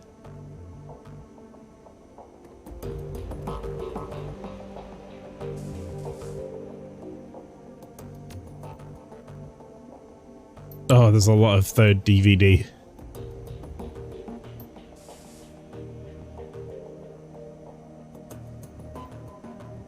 I can't remember if we've seen the third DVD or not.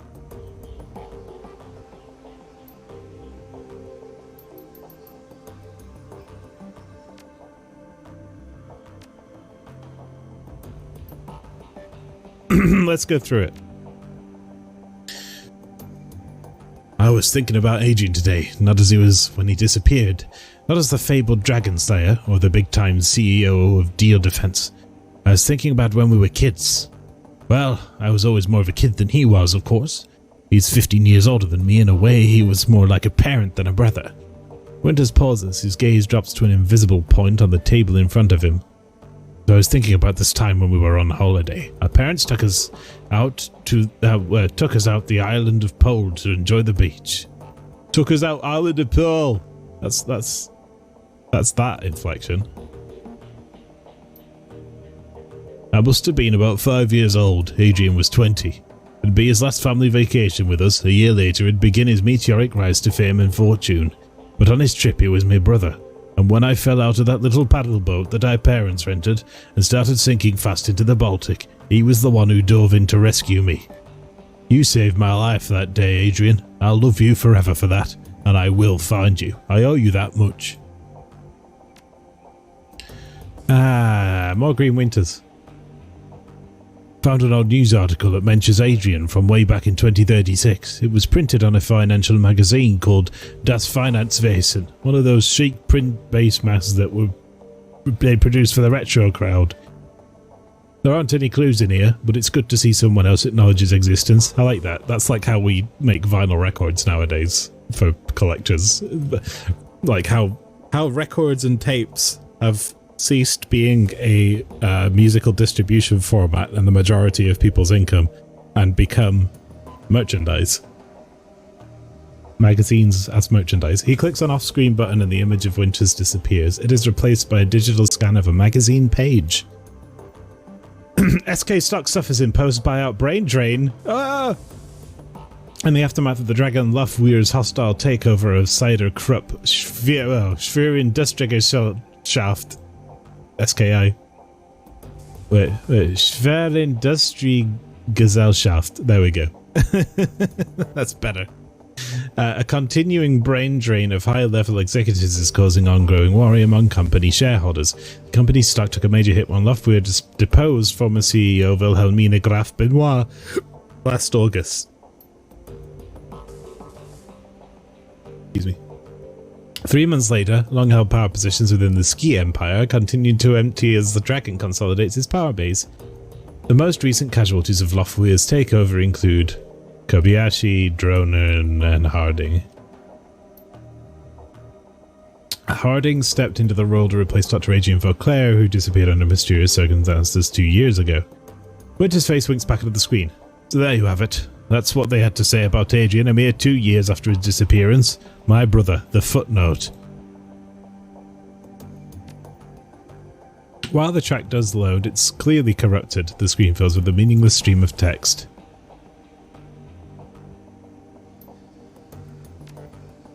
While the track does load, it's fucked. Absolute sound fills the air as the disc grinds in its tray. Dr. Vauclair, from the desk of Werner Harding. It is my sad duty to inform you that, by unanimous vote of the Aufsichtsrat, your position as CEO of Deal Defense would be terminated at the end of this calendar month. Your continued misallocation of company funds to pursue personal agendas cannot and will not be tolerated any longer. The supervisory board is not unsympathetic to your mental state. The trauma that you endured during your pursuit of the Dragon Führerfinger must have been enormous. But your continuing obsession with the dragon, the dead dragon, I might add, has proven a negative influence on this company and an unjustified drain on company resources. The board wishes you all the best in your future endeavors. We have prepared a generous severance package to assist you in this time of transition. If there is anything more that we can do to help you, please don't hesitate to ask. Werner Harding. Oh, we fired him. Boom. That's the powering down. Oh wait, we have to pet the dog. Pet him. Woof.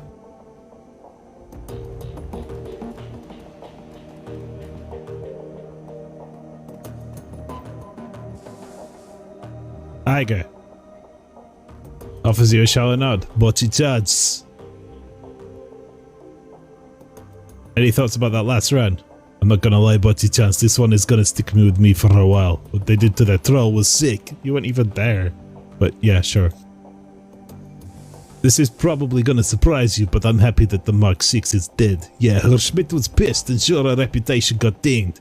Neither of those things good things, but I'll take them over being a part of what they were doing to that troll any day.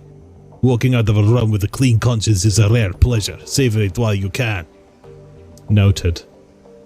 Have you ever heard of an organization called The Lodge? Afraid not. If it's a Berlin thing, then you might be better off talking to one of the others. They've all been here longer than I have. Do you trust me, Iger? Yeah, I do. You've earned that much. Nice. I haven't always agreed with your decisions, Bocce Chance, but you've proven your competence, except for when Blitz died. It's only fair for me to acknowledge it. We said like 5 times we got stuck on that mission for ages.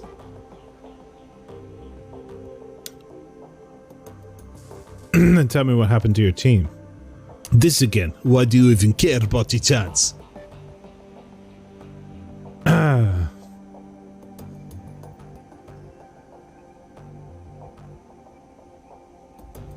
It's clear that if you had your way, you'd still be with them, and a good leader places a priority on knowing her team. Alright, I'll tell you. I suppose that you deserve to know. What happened to us was Hoffman. He was a rookie. This kid of some big money corporate exec. He looked good on paper and he made it through KSK training, so he was technically qualified to join a team, but he was way too green to fit in with ours. Still, he wanted to be a hero, and his family had enough clout to get him an assignment of his choosing. I don't know how many strings Hoffman's daddy had to pull to get him assigned to our team, but he pulled them. Hoffman became our 9th squad mate, despite Metzger's objections. Anyway, flash forward a few weeks, we were closing in on one of the Russian mobs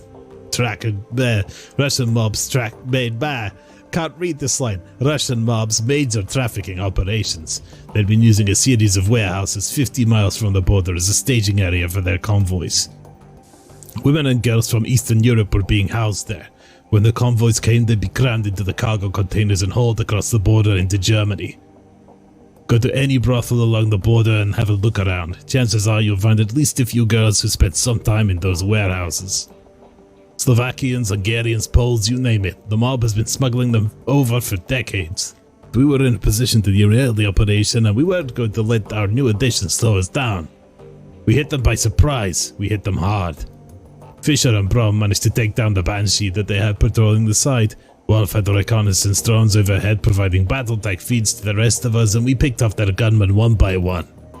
They had numbers on us, but they didn't know where to hit us. We had eyes in the sky, and we had cover and concealment. Every time they thought they had a fix on us, we'd shift positions and hit them again. They might as well have been fighting ghosts. Woo! Then Hoffman broke cover and gave away our position, and after that all hell broke loose.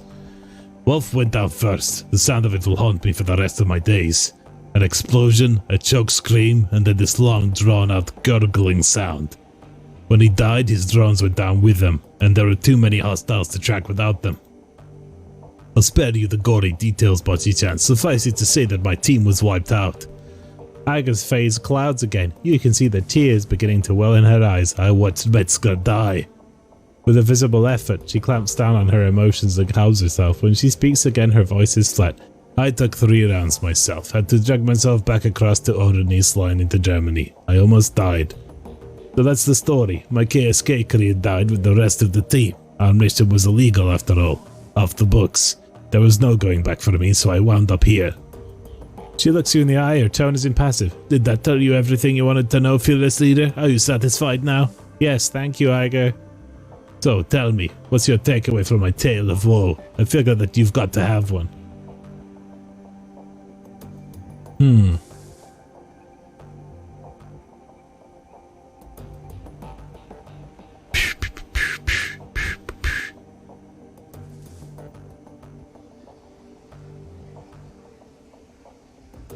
When Monica died, you blamed me because I was new to the team, but I'm not Hoffman.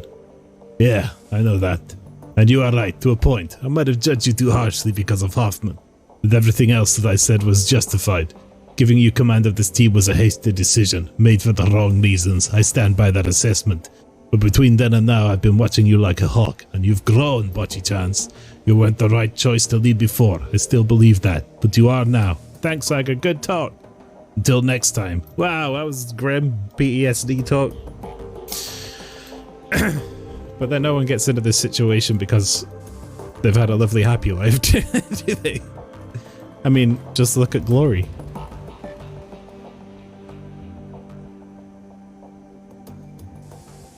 Have you ever heard of the Lodge? I've heard of a lot of lodges. Shamanic lodges, nature lodges, hunting lodges. Can you be more specific? A secretive organization with a lot of pull, not big on telling the truth. Any of that sound familiar? Nothing is coming to me, sorry. Dietrich might be able to help. He's been in Berlin longer than any of us. And if this lodge does have shamanic connections, he'd be the most likely one to know. I'll ask him, thanks. Any thoughts on the last run? A tinge of red crawls up Glory's neck. Bocchi-chans, look at me. She extends her sculpted metal arms. Chrome glints in the flickering light. I'm not far from being what that poor troll was when I think of what they did to him. She looks you in the eye, her expression remains neutral, but that slight blush has spread from her neck to her cheeks. It wasn't right, and you did the only thing that you could to make it better. You knew what it would cost you, and you did it anyway. Because it was right. I won't forget that, Bocce-chance, not ever. Cool. How are things with you, Glory? You know what? I'm happy, actually, for the first time in a long time. I have you to thank for that. Yeah, she looks really pleased. Are you ready to tell me about that chrome you're sporting? Be patient, Bocce-chance. The explanation for that is coming. I'm not sure that you're going to like it, though. You needed time, and I gave you time.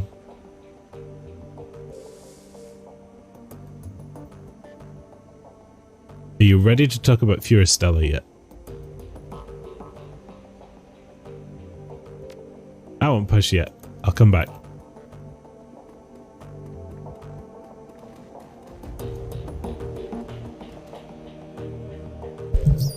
Think about it. You really came through for me, boss. You ever need anything from me, anything at all, you can call on me. I'll come running. Oh yeah, how's Alexander holding up? He's a good kid, that nephew of mine. Give him some time and he'll shake stars programming. Might take a while, but it'll adjust to life here in the Creeps Bazaar. In the meantime, I've found a good home for him. Samuel's agreed to take him in. Is that why? Samuel's employees have no love for humanus. Most of them don't even like humans. Best thing for the kid will be to learn through immersion. If he stays with Samuel's group, he'll have no choice but to interact with the meta-humans. Soon enough, he'll learn that they're no different than anyone else. First few days will be rough, no question, but he'll make it through and come out the other side a better man for it. He seems like a tough kid. I don't doubt that you're right. You're a good woman, boss. On to the other things. Remember what I was telling you back before we climbed into the van? Yeah, you were saying that the Dragon Slayer was happy and that you've been given a reward. That's right, thanks to our, let's not mince words, heroic actions back in that swine pit, the Dragon Slayer has seen fit to grant me his favour. And now I know what that means, and what I can do with it. Well, don't keep me in suspense. He gestures at the ground near his feet. This! As you watch the spot the Dietrich is pointing at begins to glow, lines of force spread out in a scintillating web, and the feeling of raw power suffuses your body. I've just torn out in a channel between myself and the Dragon Slayer. That power you feel is his power, pouring through the ether and into that spot.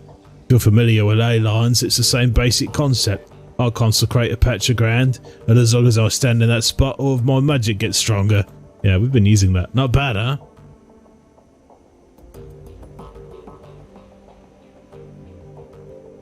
What about another major shaman? I don't see why not. Like I said, it's basically a ley line. As long as you're on the Dragon Slayer's good side, I don't see why you couldn't use it. My idol, he isn't stingy with his gifts. There. Anyway, boss, I want to keep fiddling with this. Learn to properly control it. I'm sure that you've got things to do as well. You take care of whatever else that needs doing, and by next one I'll be ready to use this. No, that was... we should have spoken to him before we did that previous run, really.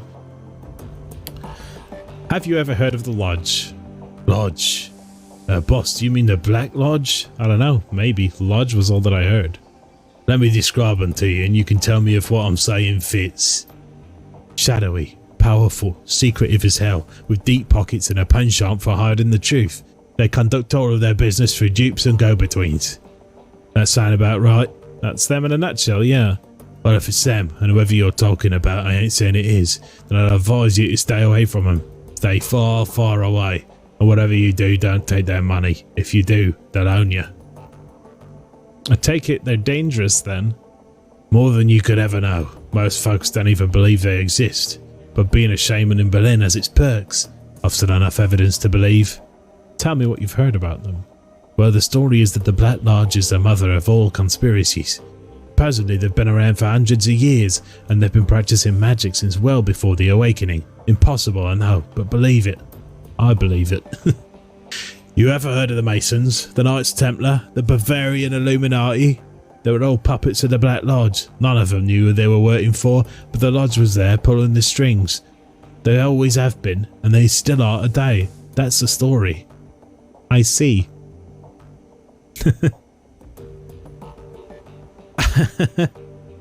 I didn't realise you were a conspiracy theorist, Dietrich. I ain't, but I've been around long enough to know I should trust me gut, and it's telling me that the Black Lodge is real. Your mileage may vary, of course. Believe whatever you want. You already know what I think. Any thoughts about the last run? There's nothing about that run that didn't disgust me. What they did to that troll wasn't right, boss, on any level. That's right. I don't care what anyone else tells you. You listen to me, Bossy Chance. What you did killing that thing, it was the right call. Yeah, it cost us some million, but better letting the thing live would have been a travesty. That's true. Why did you switch from fronting a band to running the shadows? Honestly, working the stage was getting boring, boss. Spitting and screaming at the world was fine and good when I was a kid, but it just didn't do it for me anymore. Dragon Slayer wanted me to fight a real enemy, so I left the band behind and I turned to the shadows. I don't know, guess I figured it'd be the best way to find one. Considering current events, I'd say that you're not wrong about that. Yeah, I guess not. Feels kinda daunting, truth be told, but it's exciting all the same. I've been looking for a worthy adversary for a while now. It's kinda satisfying having a white whale to chase. Academic, yay! Dietrich, do you know the white whale? You do know the white whale killed Ahab, right? Yeah, of course I do. But it was a hell of a fight, wasn't it?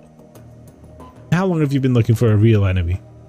Not too long, ever since I took down the last one.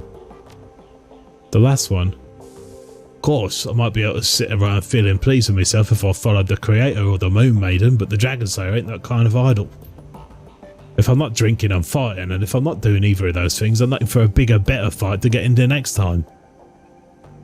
Dietrich produces the flask from his jacket pocket and raises it in salute. It's remarkably simple code to live by. Salute. Who is this last one? Gang boss. Great big orcish bastard called the Wildschwein. Led the local chapter of the Horde. I'd had my sights on him and it is for a while. They'd hurt a lot of people and I figured they could pose a challenge. Wasn't wrong about that, but I took him out in the end. When does this pattern end?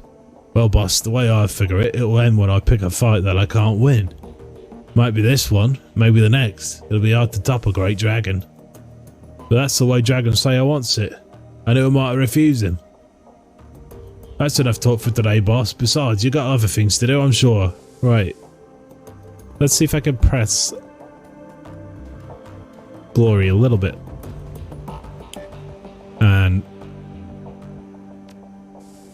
yeah. Glory looks troubled more so than you've ever seen her before. Whatever memories you're dredging up must be exceedingly painful. I'm not gonna lie, I haven't been looking forward to this, but yeah, it's time. Bocce Chance, look, I'm going to tell you about some things about myself that might change your opinion of me. It's entirely possible that you're going to hate me based on what's coming up next. I've accepted that, and if that's what happens, I sincerely believe that I deserve it. She looks you in the eye, her expression grim. So tell me, are you sure you want to keep pushing forward with this? Spit it out already. This is important for you, Glory. After everything we've been through, I think we both know that whatever you have to tell me, I'm ready to listen. Thanks, Bocce Chance. Thanks for being a friend. So when we left off last time, I had just moved from the streets of Tübingen into the warm, inviting confines of Fürstella. Marta and I were happy there for a while longer, and Harrow embraced me as a long-lost daughter. I should probably take a moment to talk more about Harrow. He's going to be an important figure in this story. I don't know what his age was. He seemed old enough to be unpaternal, but young enough to hang out with the to be paternal, but young enough to hang out with the kids on something like a peer level. Best guess, I'd say he was in his mid-20s. He was handsome and well-built, with a neatly trimmed beard and thick brown hair, and there was something else about him, something uncanny. Oof. Harrow had this charisma, this raw magnetic attraction that just made people latch onto him. I saw it over and over. All it took was a few words and a pat on the shoulder, and Harrow would have a new convert. The other kids at the farm followed him around like lost puppies. As much as I loved Marta, and as much as I thought she loved me, we forgot all about one another when Harrow was around. All that we wanted was to be close to him, to be a part of his inner circle, and soon enough we were. For a girl of 17, it was all terribly exciting. Harrow had these rules of living that he would teach us, rules about self-determination and the importance of disobedience. He claimed to have taught classes at the University of Berlin, which he painted as a mix between an earthly paradise and an anarchist's playground. He told us how Fürstella would be the focus point of the new movement for the children of the fatherland. He told us that we were special. We ate it up, of course. We were kids. For those of us in the inner sanctum, Harrow would share even more. He had power, the likes of which I had never seen, Not my father's drunken fists or my own childish experiments, but genuine, incredible power. He said that it came from the Horned God, an ancient deity that he venerated. He knew about my latent abilities right away, and he offered to teach me. Naturally, I accepted.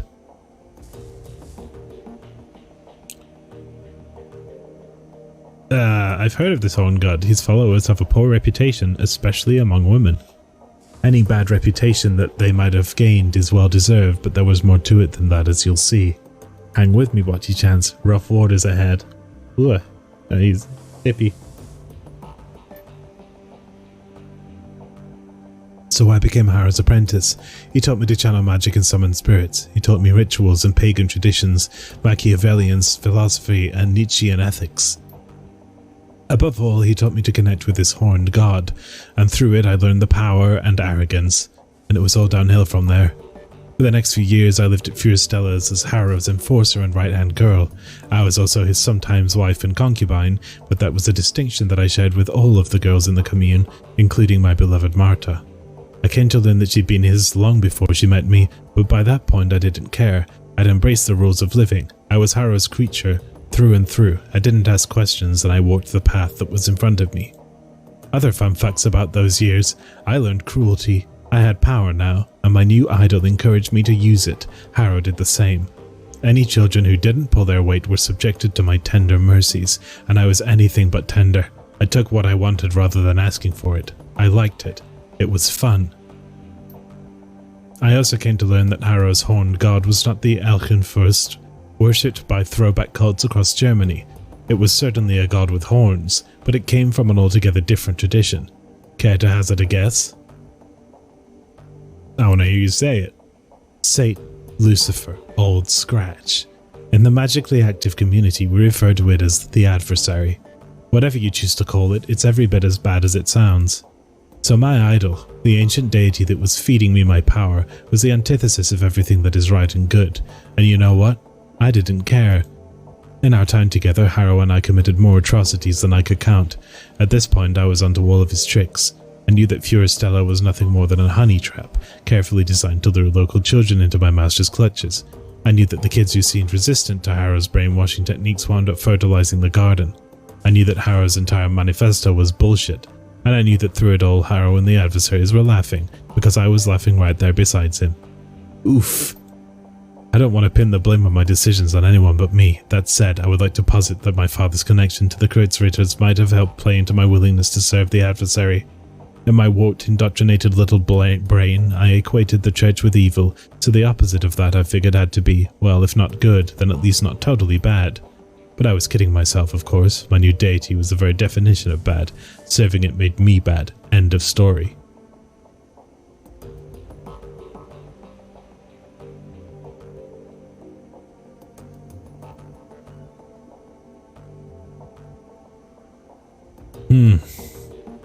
Yeah, that's rough.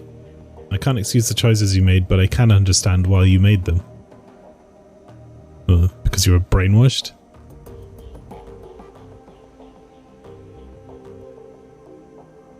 I'm gonna pick it. That's big of you, Bachi-chan. I genuinely mean that. It's most important to me is he's not doing it anymore. And if you then decide to commit the rest of your life to atoning for that by stopping other people from making the same mistakes that you did, that's your punishment. Anyway, one day Harrow invited me on a field trip to Stuttgart. Over the years that I was at Furistala, the commune had easily doubled in size. It was thriving, all thanks to the efforts of Marta and the girls like her. Harrow would send the girls out to neighbouring cities to lure in street kids that nobody would miss. He targeted children because they were easy to indoctrinate and because nothing makes the adversary happier than the corruption of the innocent. As we drove out to pick up the new recruits, I was already planning ahead. It was a foregone conclusion that I would pay my father a visit. The irony of a group of Kreuzritters getting immolated by a genuine servant of the actual devil tickled me to no end. So when Harrow stopped to fill up on diesel, I hopped out of the van and headed out on foot to my parents' place. Harrow wasn't overly concerned about my absence. I had long since reached the point where I could assert my autonomy, and he knew that I'd be back. I wound up at my folks' house sometime around noon. I could hear the adversary whispering in my ear, telling me what to do. I had long since learned to listen to its voice. It always rewarded me with extra power when I did its bidding. It told me to knock, so I did. As the door opened, I could feel a torrent of flames welling up in the astral plane all around me. It told me to channel them into the doorway, into my father, so I did. But of course the person who opened the door wasn't my father, it was my mother. As I watched her flesh blacken and melt, as I heard her scream and I broke into hysterics, I heard the adversary laugh, and at that moment I realized that it was laughing at me. Saw that coming. Sorry, Glory. Thanks, we're almost to the end now. Thanks for sticking with me. It was like a lever had been pulled. All at once the bubble popped. I wasn't a powerful servant of the adversary. I was not Harrow's #1 girl. I was a ridiculous little fool who'd willingly tied her soul to the worst thing in existence. Realizing all of this was one thing. Actually fixing it was something else entirely. I knew that I had to get away from Harrow. That was the first thing to do. So I bit my lip and did my best to ignore the happy babble of the new recruits on the trip back to Fürstaller, and I managed to get through the ride without screaming. Once we were back to the commune, I broke into Harrow's safe, stole all of the commune's resources and ran. I don't even know when Harrow realized what I'd done, or whether he even cared. All that I know is that nobody came after me, so I kept running and running until I got to Berlin. Getting past the wall was fairly simple. You know how easy it is to obtain falsified papers. The biggest obstacle that I faced during my fight was the adversary itself. I could run from Harrow, but how do you run from something that's tied to your own soul? Let me guess. Snip, snip. I walked into the office of the first street doc I could find, pointed at all of the biggest, bulkiest pieces of cyberware that he had on display, and told him to put them into me. He tried to upsell me on better merchandise, arguing that I was asking for was old and inefficient, better suited to be installed in a museum than in a body. He told me that I'd be shredding my essence, and that once it was gone, I'd never be able to get it back. I stuck to my guns. After all, shredding my essence was the whole point. Gloria looks up at you, her eyes are sunken and hollow, and the aura of loss about her is palpable. She looks like a woman who has been through hell. Quite literally. That's all for now, Bocchi-chans. You've heard the tale. You know why I am the way I am. You know the things I've done, and how much I have to atone for. If you still want my company, fine. If I've lost your friendship, I understand that too. But for now, I need to be alone. Yep, that's pretty brutal. It's really grim shit back there. And then you went, not me anymore, and sacrificed your connection to magic, which probably sucked. And then went about trying to solve the problems you caused. Well, it's more venerable than simply taking the easy way out, isn't it? Let's see. Oh god, I have messages. What shall I start with? Shadowrun's BBS. Post-pay data. I don't have any. Okay. Jobs directory. Claim payment for prototype extraction. You submit the job as finished. And await your client's response. A few moments later, a message pops onto the screen. To call your work unsatisfactory would be an understatement. When I said we wanted the prototype, it should have gone without saying that we wanted it intact and operational. You technically fulfilled the terms of our arrangement, so you will get paid, but don't ever expect for it for us again. Good. A moment later, your second message pops into your inbox. Deductions for clues, salary, ammunition, resupply, Alice funds, blah blah blah, and I get some cash.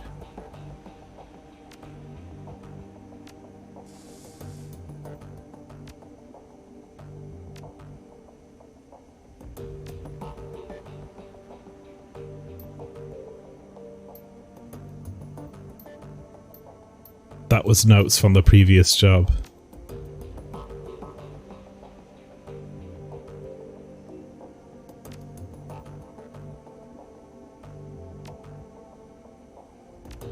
A farmer cleanup job, right. Withheld. You have failed to live up to our expectations and you have failed your audition. In light of your apparent inability to follow simple instructions, we have withdrawn our representative from your key. It's good. After much internal debate, our organization has decided not to take punitive action against you or your team. We have wasted enough time and resources on you already. Consider yourself lucky and enjoy your career in the shadows. We are confident that it won't last long. That's the lodge. Alexander. Hey Bocce-chance, Uncle Dietrich told me that I could message you here, so I figured that I should. He probably told you that I'm living at Samuel's, huh? Well, that's where I am. It's different. I'll give you that much.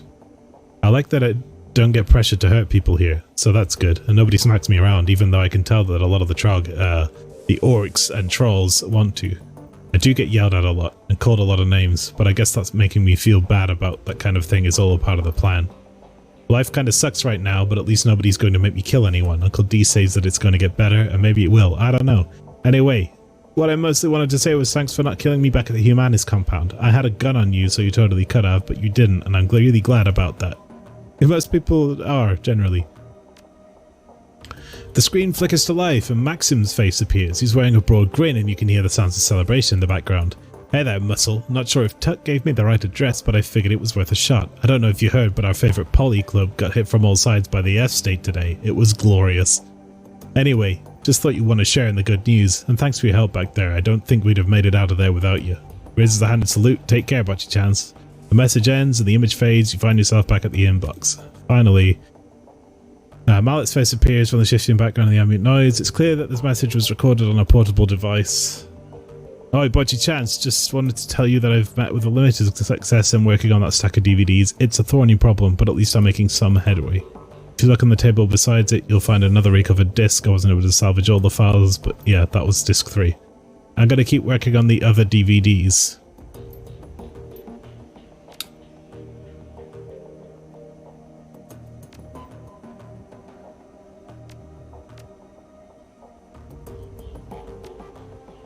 So I still have the farmer job to do.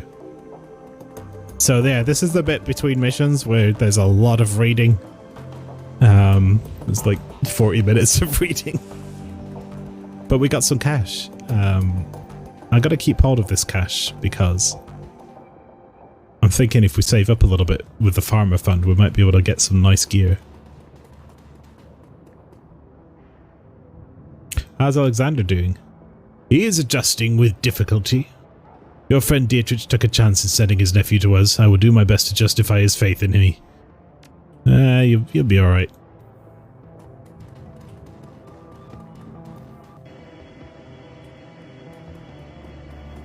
Right, now that we've read all that dialogue, I'm going to save. I should meet with Frau... Oh fuck, I forgot about Frau Muller.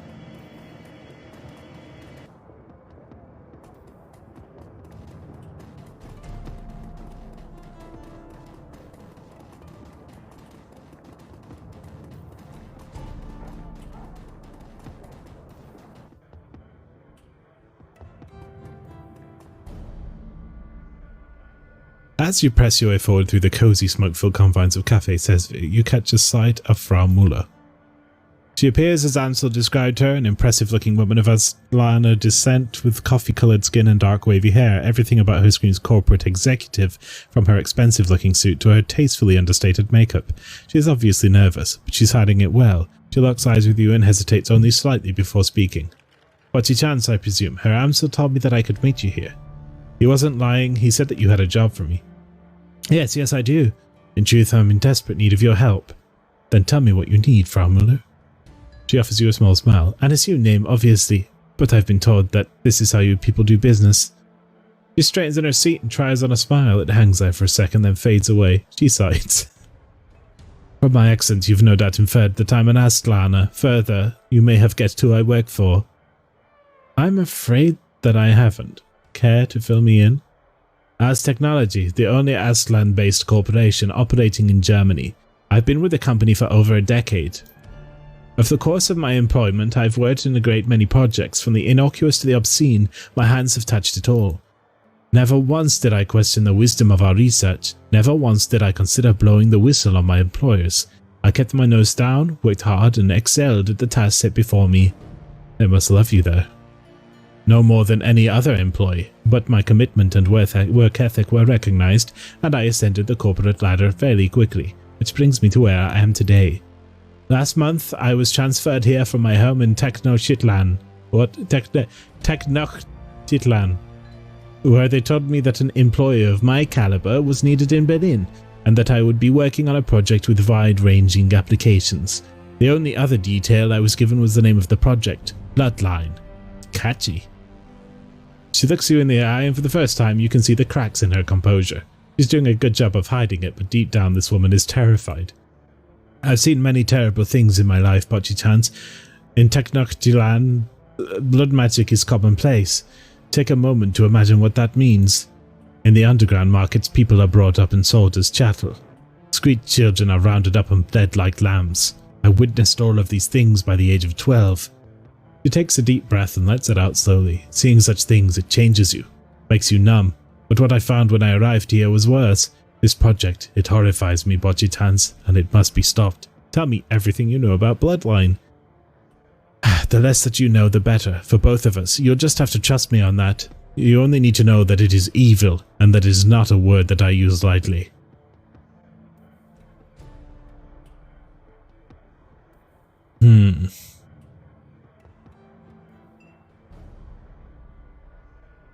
If you won't tell me what this bloodline is, how do you expect me to stop it? Simple. He leans in and looks you in the eye. I want you to bring the building down. The computers, the research data, the mages and scientists that are working to bring about this abomination. I want all of them burned to ash and buried in rubble. No compromises and no exceptions. Evil, you say? I'm sure that you have unanswered questions. I'm not in the habit of dealing with Shadowrunners. In truth, you've spent the majority of my career living in fear of you people, but I do know that you're the only ones who can get this done. So tell me, Bocchi-chans, is there anything more you need to hear from me, or are you ready to make a decision? What about any innocent people in the building? None of us are innocent, Bocchi-chans. But if you need to salve your conscience, rest assured that at the hour of your approach, the only personnel authorized to be on site will be security and senior members of the research team, and I assure you, neither are innocent in this matter. If the Bloodline project reaches completion, nobody will be safe ever again. This sounds like hyperbole, I know, but it isn't. The Bloodline project will lead to countless deaths. I'm certain enough of this to hire you, despite the fact that doing so will probably cost me my own life. Paul Ansel is my representative in these matters. Why couldn't you tell all of this to him? I had to meet you in person, to look you in the eyes and see the woman behind the name. Now that I've done so, I'm sure you are the one that I need. What can you tell me? Let's talk about compensation. 36,000 Nuyen. As I told your Herr Amsel, that's what I have allocated for the job. That's fair?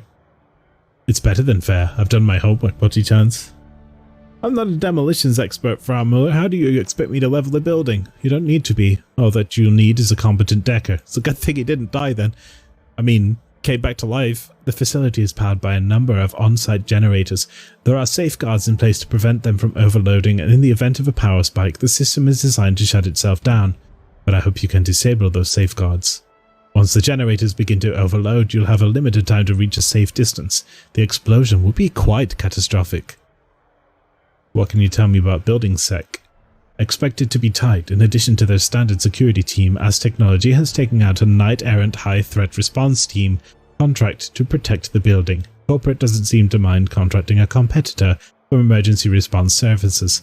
That should give you some indication as to the uniqueness of this project. At any rate, I believe that you'll come up with a solution to the knight-errant problem. I'll discuss the matter with your Herr Amsel if you decide to take the job. I've reached a decision. I kind of love blowing things up. In that case, it's a deal. I can't tell you how relieved I am, Bocchi-chans. Thank you for helping me to bring this nightmare to an end. I will iron out the remaining details with your Herr Amsel. He'll want to talk this over with you anyway, I'm sure. You're a good woman, Bocchi-chans. You are saving more lives than you know. And while I'm at that building, I can always deck in and figure out what this thing is all about.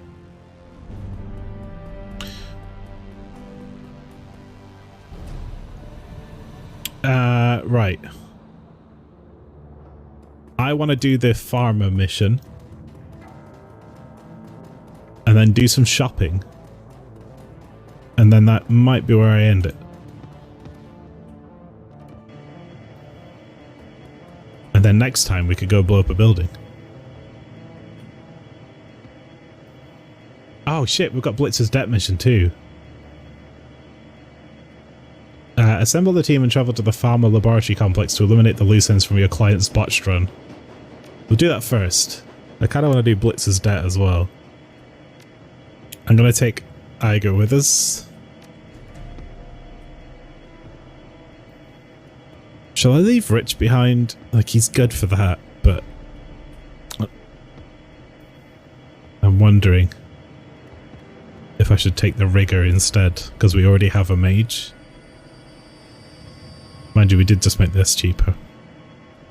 And he's really only useful in that respect.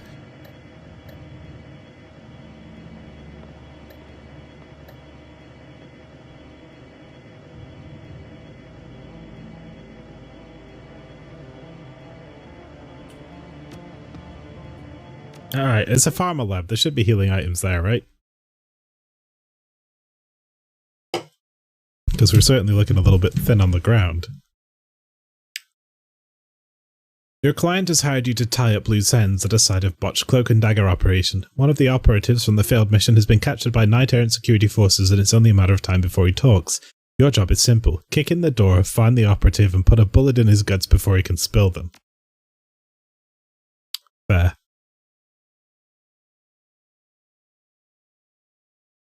I would like this. Accuracy, damage, quickness, AP. I'll take some jazz too. The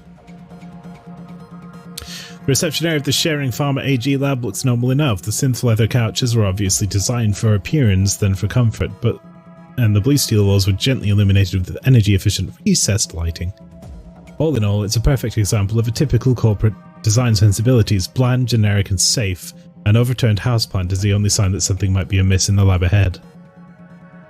You ready for this, boss? According to what Herr Fuchs told us, the entire complex is going to be crawling with high security. It's going to be a hell of a fight. I couldn't care less about the fight, I just want the paycheck. Let's go.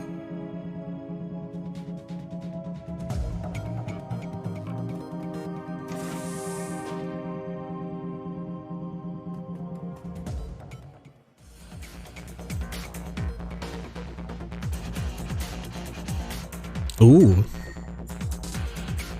So at KBFDM now. Interdiction shot fires the discarding subword hit share round that ignores armor completely. That increases accuracy. Single target minus 10% to hit. Increased chance for crit. Pierces armor.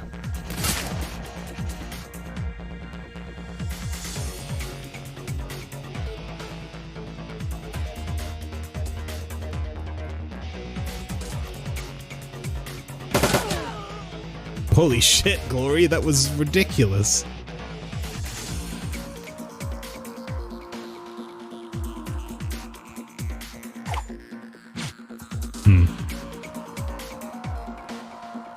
Drek.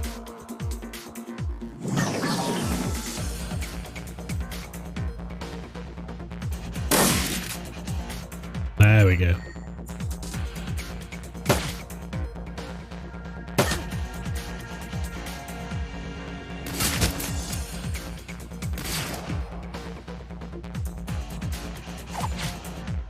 Come on, Rich. Ah, come on, man.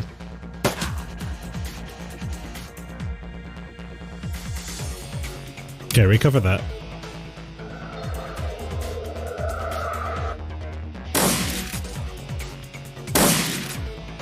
Really?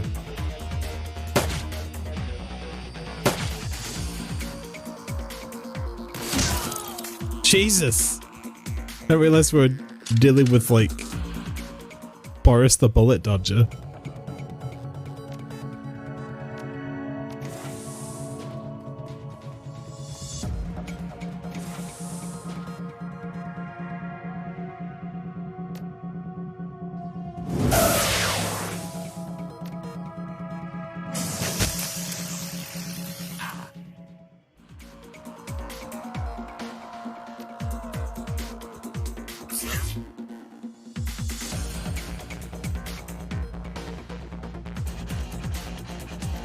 Guess this is the best thing we can do. Give it to Iga. She can reload. Ignore armor completely.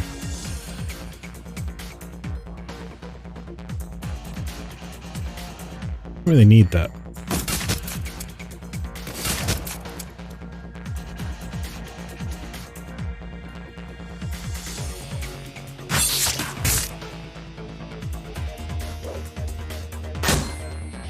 We're certainly having an easier time of it so far than that previous mission.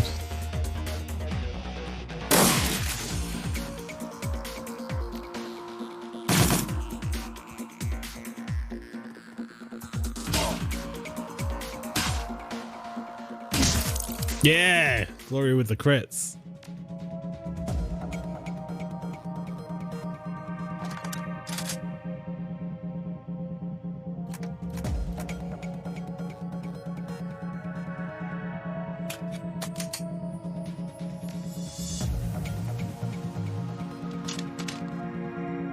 Boris ended up taking 8 to 9 rounds at close range at the hands of a bullet-toothed Tony. It's true. That is what happened to Boris.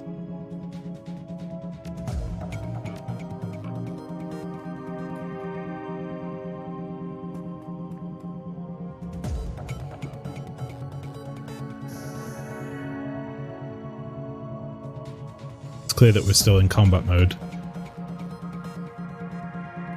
I need to get into some strategic positions. I haven't watched that film in ages, actually. I might watch... I'm kind of in the mood for some British gangster films, I think. The last film I watched was Everything Everywhere All at Once, which I watched the other day.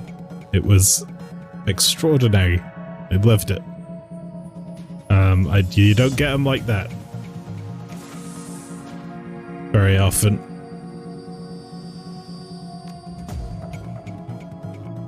We can't deck into this, can we? We haven't got a decker. That's okay. I don't need one.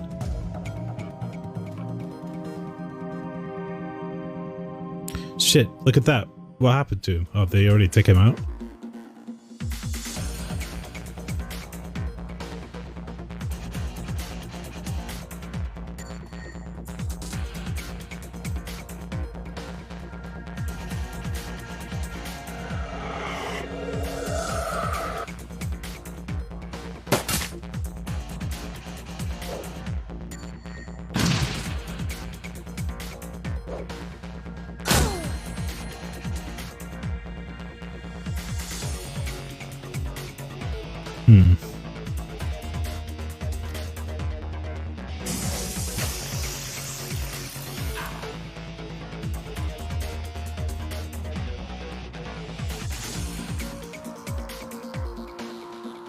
Alright, let's move on.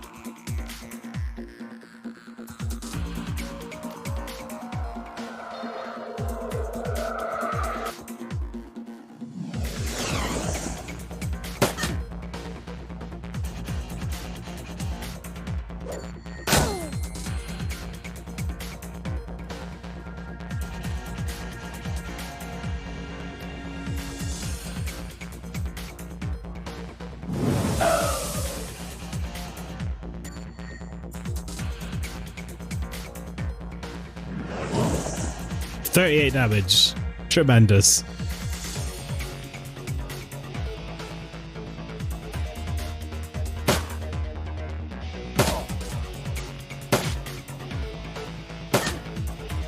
Nice. It's a good turn. Ow.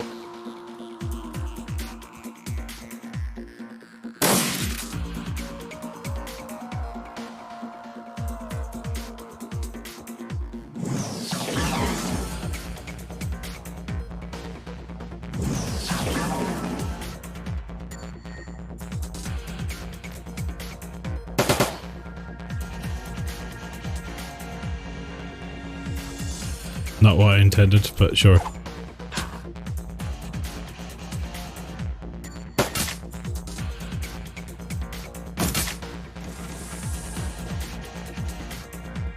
Shit, they're calling for backup.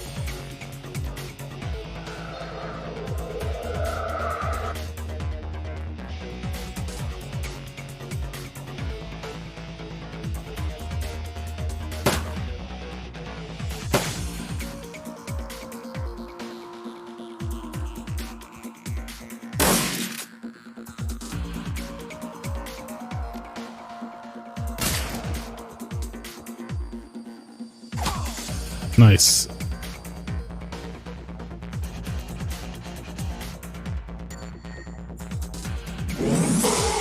Create a ley line.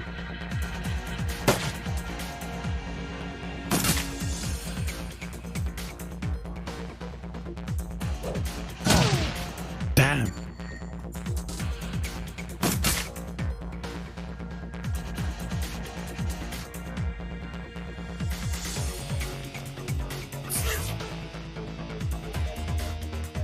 Alright, Machi needs healing. Badly.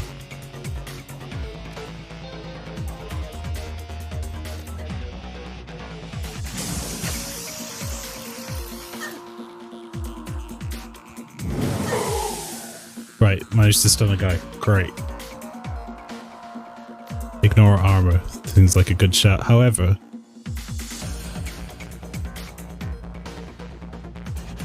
minus AP.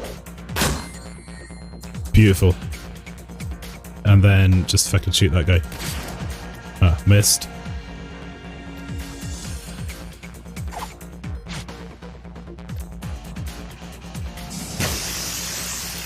Stunned.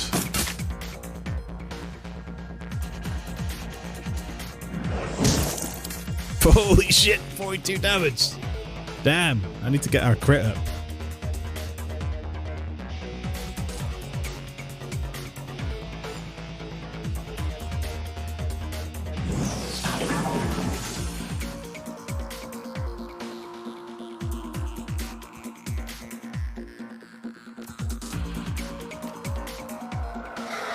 Yeah, that's what we want. Get Glory in for the kill.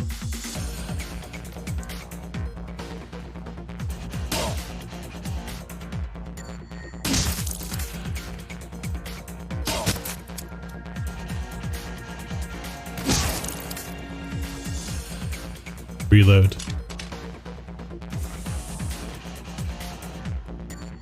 Gosh, they just keep coming.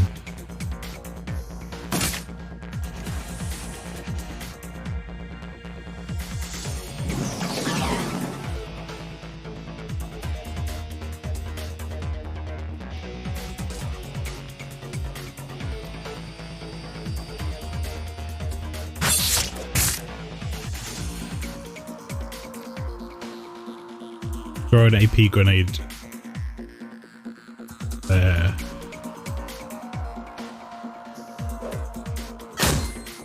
Perfect.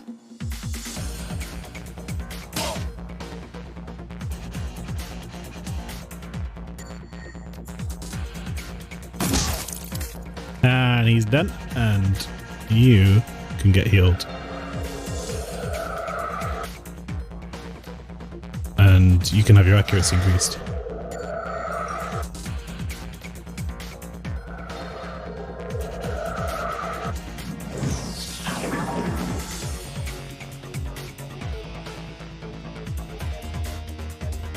We're doing pretty well, all things considered.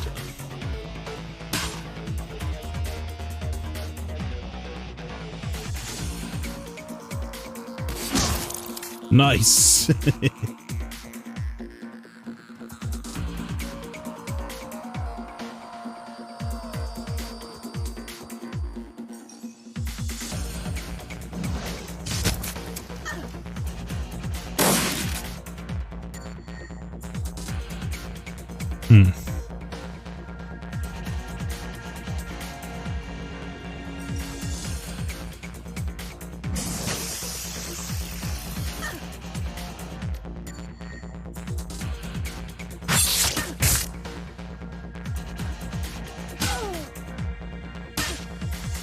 Slap. Ah, that went remarkably well.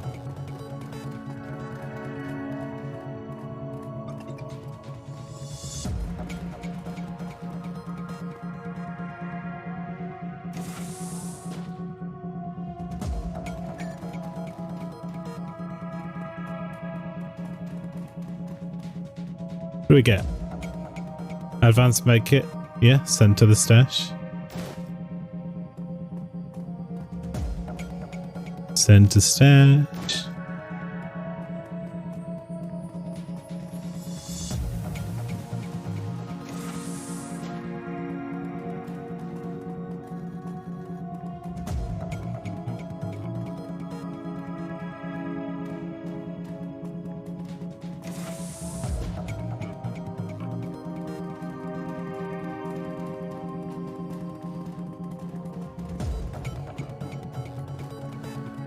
Body on the table looks like a giant. His chest and stomach appear to have been brutally torn open. Huh.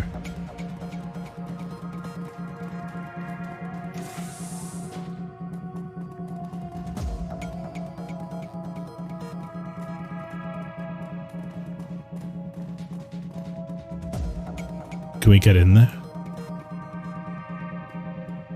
I don't like the way these things disappear unless you're looking in the right direction. It's kind of annoying. The body on the operating table has been torn to pieces. The dual arms of an autosurgeon are the obvious culprits.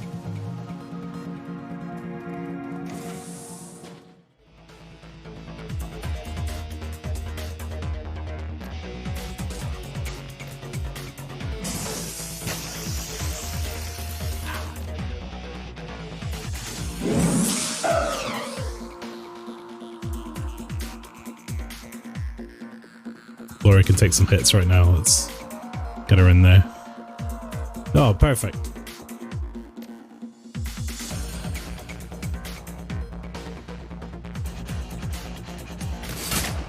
Get rid of that conjurer if we can.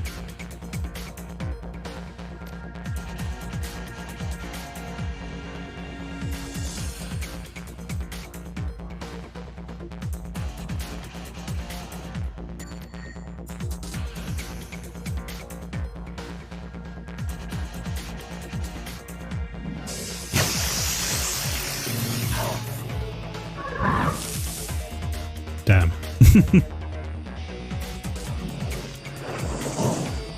Holy shit! Dietrich took 44 damage from that hit. Oh! We are having a bad time.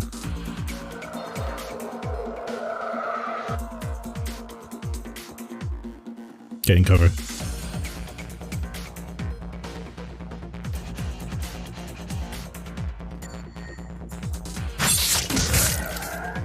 Nice. Alright. It's one less problem to worry about.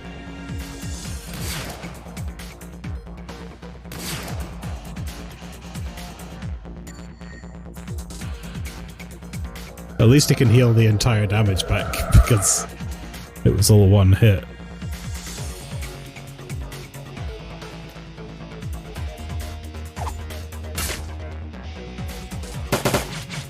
Oh! Ooh, lucky. Didn't see those there.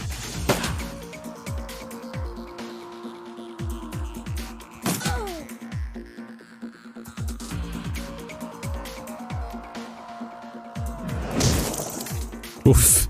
That's got a really high crit rate.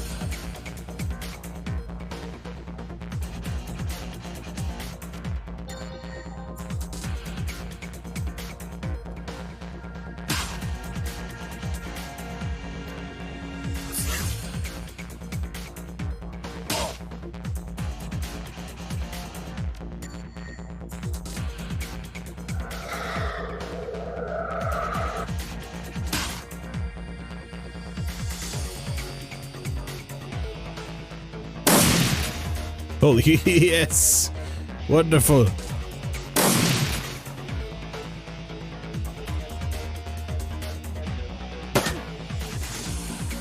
Uh-oh.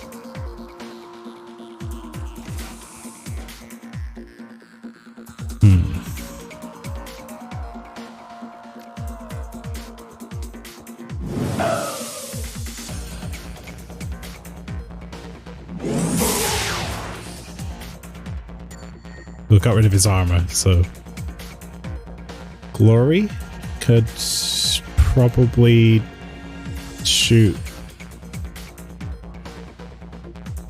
Must have at least 3 targets. Yeah, do it.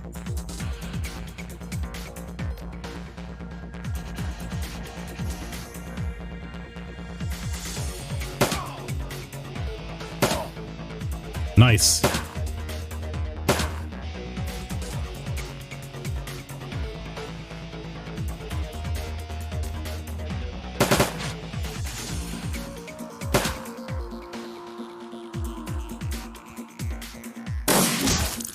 Oh, I did not mean to use a shotgun, but it worked.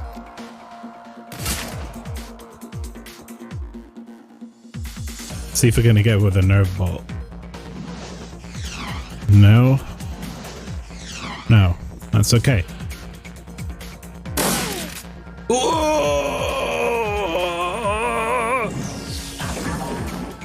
No, thank you.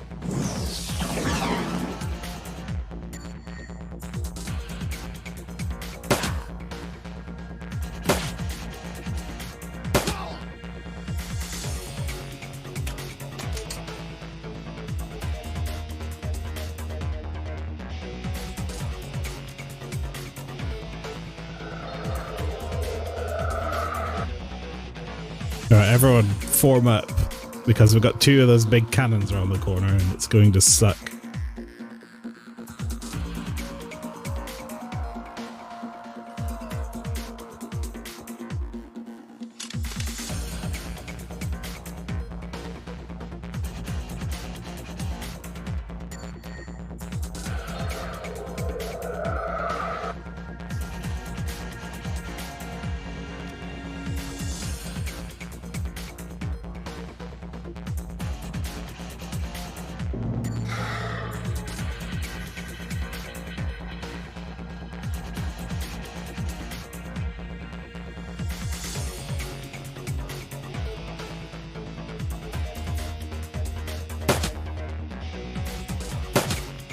Okay, they don't have a ton of HP, so we're probably okay.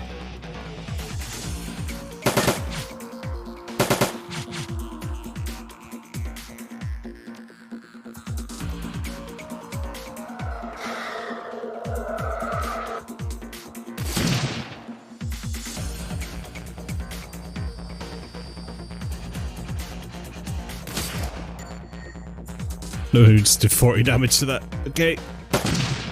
Never mind. Everything's fine. Gloria and Agar do the exceptional damage. We want to go that way, but there might be some cool stuff. No.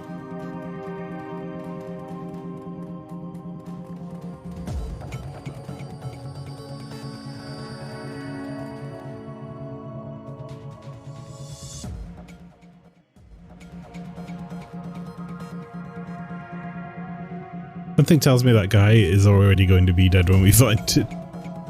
Pile of corpses, the bodies are still dressed in high quality ballistic armor.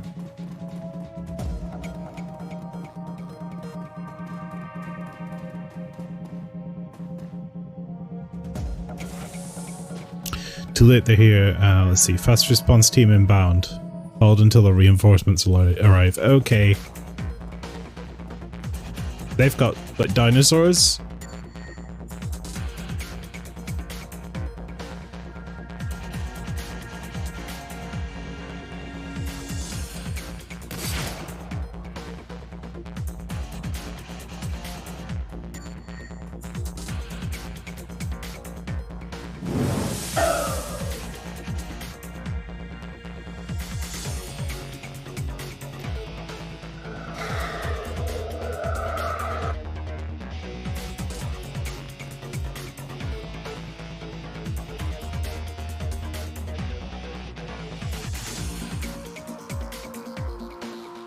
I might regret this.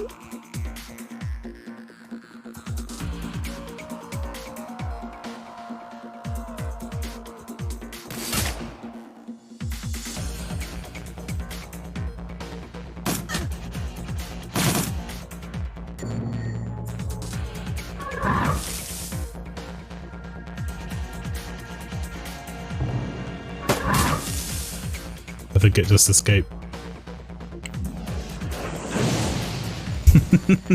Whoops. Oh god, it's on the... Oh my... that's not... No.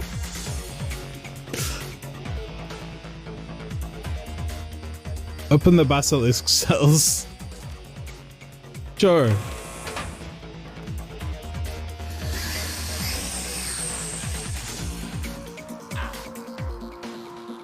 All AP lost.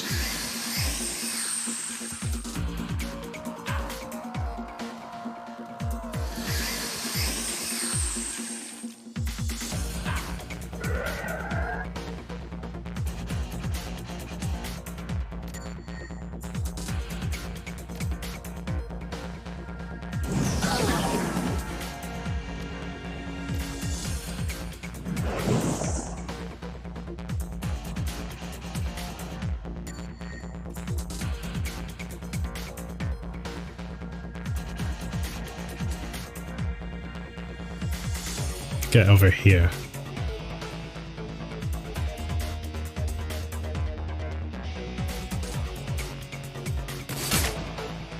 I'm gonna thin these out so that they don't become a problem for us later.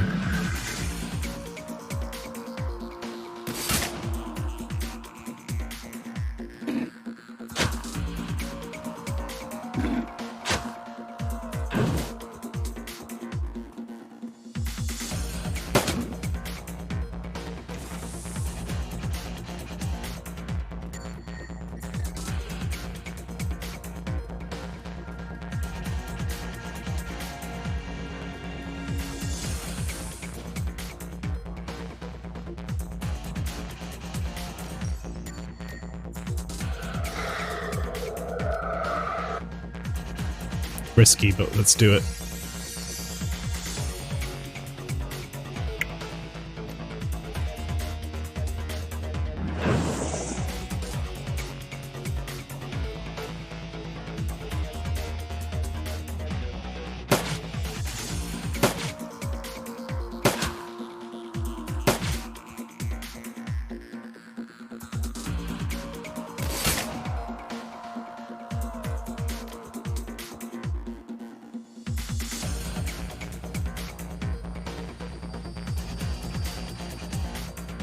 Damn it.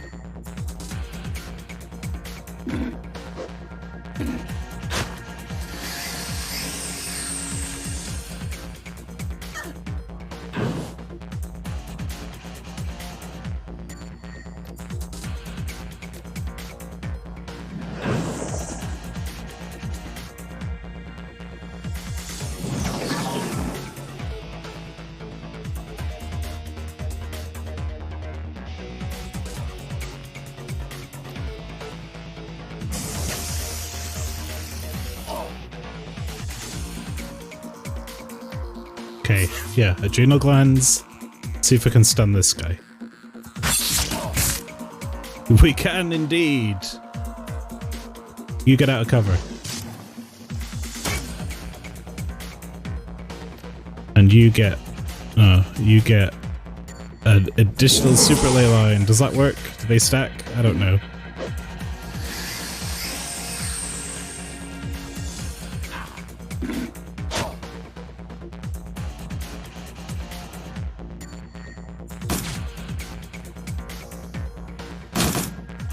Judging by how troublesome these are, I think I made the right call in getting rid of one.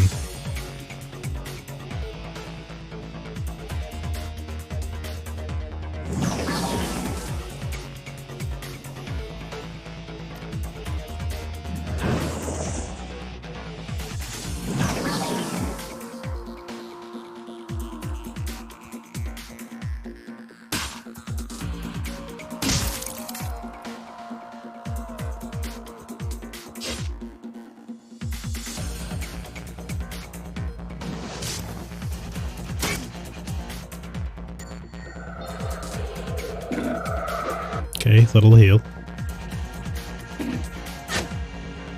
Just as well. Just as well.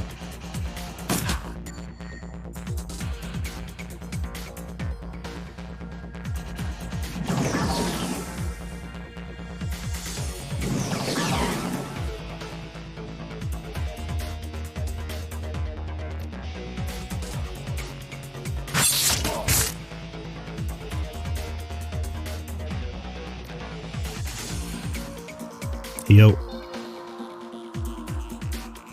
And then can we...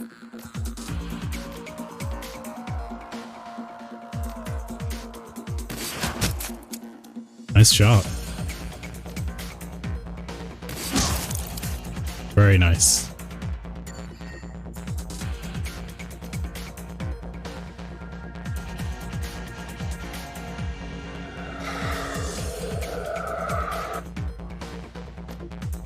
Go for it. Okay, that's okay. If that was a crit, that would have been incredible, but I'll take it. Oof.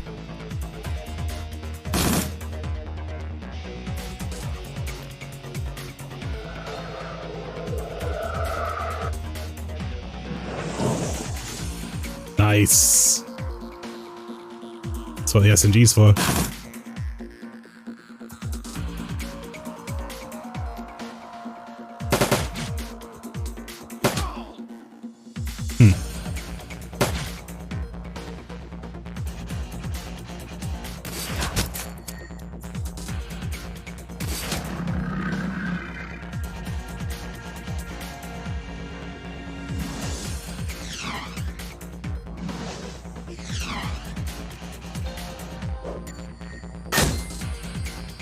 AP grenade. That's okay, we have AP for days.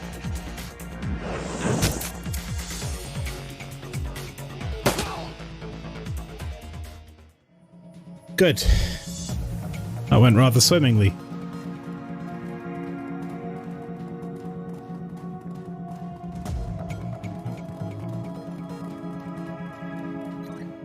From the description that your client gave you, this must be your target, the rigger Thorvald Enstad. You can see him waving and pounding on the plastic of his cell door, but from where you're standing, the scene is eerily silent.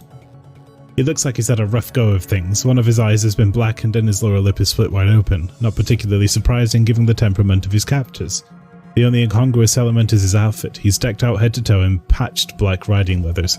A pair of oversized studded combat boots shine in the halogen glare of the cell's lighting panels. From his style of dress, it's obvious that this dwarf is not a corporate employee. He's a Shadowrunner. This isn't some corporate goon, boss. Look at him. He's one of us. Glory shudders but holds her silence. Dietrich lays her hand on the bare metal of... Dietrich lays his hand on the bare metal of Glory's shoulder. She flinches, but only barely. When he speaks, his voice is soft. There, but for the grace of God, eh, love? Glory's eyes remain fixed on the rigger, who continues to hammer impotently on the door of his cell. Something like that.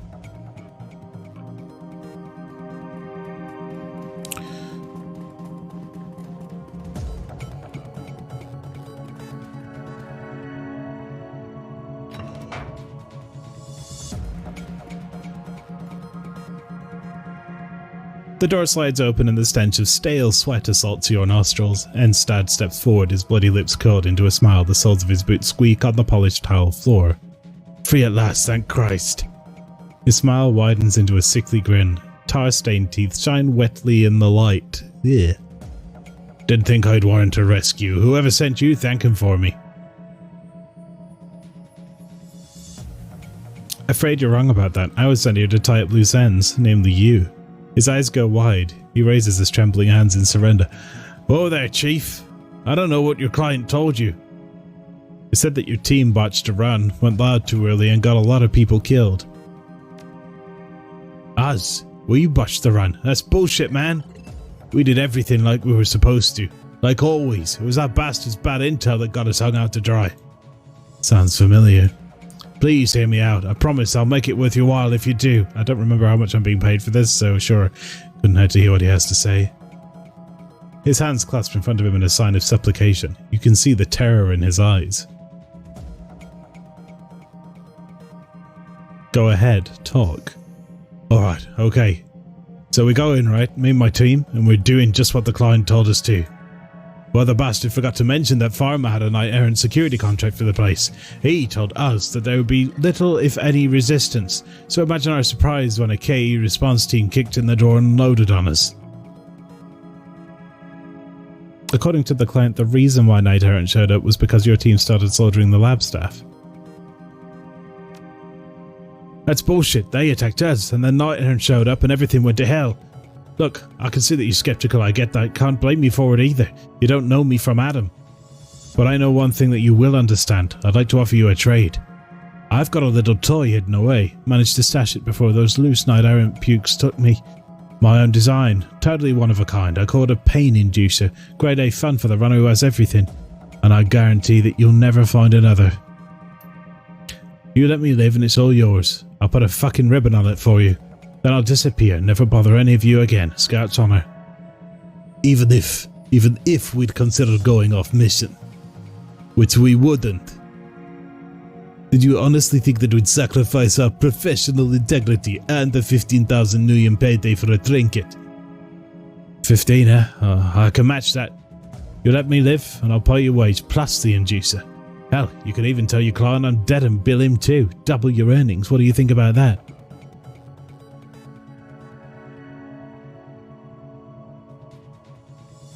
Well then, what do I think about that? I like that.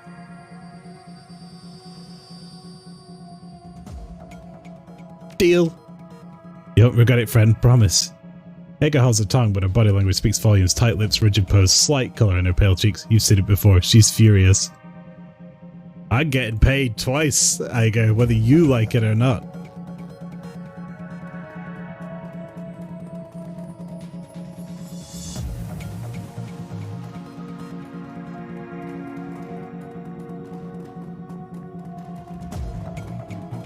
Tafe! Hey, Pastry. Instead slows to a stop at the window. His eyes are locked on the stack of corpses piled up on the cell floor. My old team. Sorry, sons of bitches, but they never thought I'd be the last man standing. Why not? I'm usually right in the thick of the action. Easy to get shot under those circumstances. If I hadn't been downstairs when KE smashed in, I'd be in that pile with him. In my experience, riggers usually stay away from the thick of combat. They tend to use their drones for that. Well, I ain't that kind of rigger. Drones ain't my thing so much. They're a getaway driver? Which suits the rigger a sidelong glance. Vehicle riggers are even less likely to be found on the front lines. Nah, I'm a spider. My specialty is taking over building systems. To do that, I need to find a data tap, and to do that, I need to charge on in with the rest of the team. Don't deckers usually hand that kind of thing? Yeah, they often do, but they don't do it well, mind you. But they do. Deckers can manage a building, sure, but when I rig into a security system, I become the building. Anything hardwired into the system becomes a part of me. Turrets, doors, elevators, you name it. And then, it's time to get creative. I think we might have seen some signs of your creativity on the way up here. Marv, can't say one way or another until you show me what you're talking about. Anyway, we should probably get moving, don't you think? I don't want to be here when more of those night errant bastards show up. Sorry, sons of bitches. I do apologize.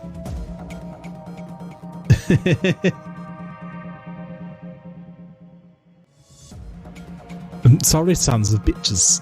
I don't know. I just read, and then I'd lose my accents. You know, I like this guy less the more we walk out with him. That was your handiwork. As you hurry past the scene of carnage in the operating theatre, a peculiar smile crosses the rigger's face. He slows to a stop, then points to the dismembered body on the other side of the glass. You said that you were a spider, right? Is this your handiwork? He looks you dead in the eye, and for a moment his expression remains unchanged. Then his smile broadens, and a stream of giggles comes pouring out of him. Okay, yeah, you caught me. Red-faced, he wipes a tear from the corner of his eye. This was one of mine. Couldn't tell you how excited I was to see this stuff. Such incredible toys. It was way too good an opportunity to pass up. That doesn't look like a knight errant employee. Looks more like a lab tech to me. This was a fun one. Little prick couldn't believe it when I set the autosurgeon on him. He kept trying to get away, but wherever he went, one of my arms was there. Rip, rip. And all the while he was screaming like a little girl. It must have kept at it for 10-15 minutes. He barks out a snorting laugh. It was hilarious, man, I tell you. Laurie gives you a significant glance. You can see the disgust in her eyes. I'll point out other stuff when we see it. There's this one guy I locked in a room with a manipulator arm. It was a fucking classic. Deal with a trinket. Let this bastard go would be wrong, boss, you know that. Besides what she lied to us, there's no bad intel. This bastard is the reason why things went south without run. I can feel it in my bones. The fuck is he talking about? We have a deal. If you don't want to kill him, that's fine. Let me do it. I'll help. It's what we should have done in the first place. At that moment, a door behind you slides open. A trio of figures make their way into the room.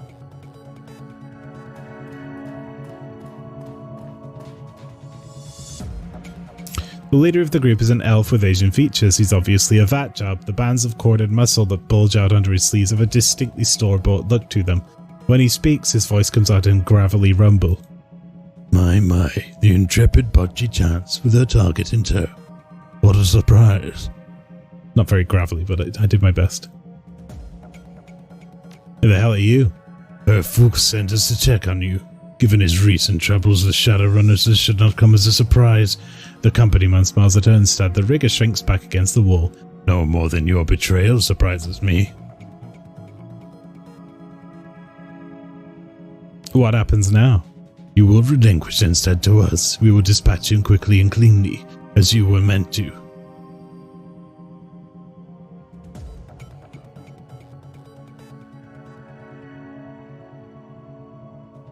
That would make us look really bad, but I gotta stick to my guns.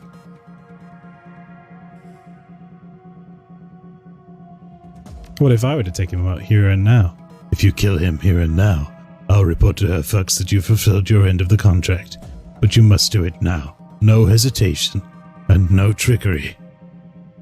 No, you can't do this. We had a deal. Kill them instead and you'll get everything I promised, please.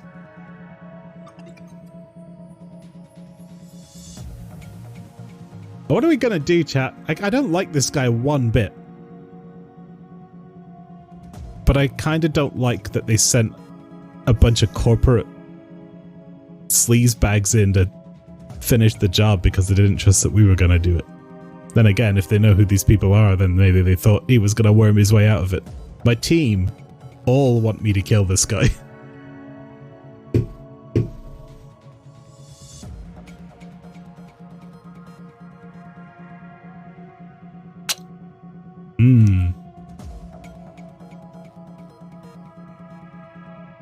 And I kind of want to kill him too. But I also like getting double paid. I'm not going to get double paid now. That's off the table. And if he dies, which they're going to kill him or I'm going to kill him, then I'm not getting paid by him either. So my only choice is to kill him.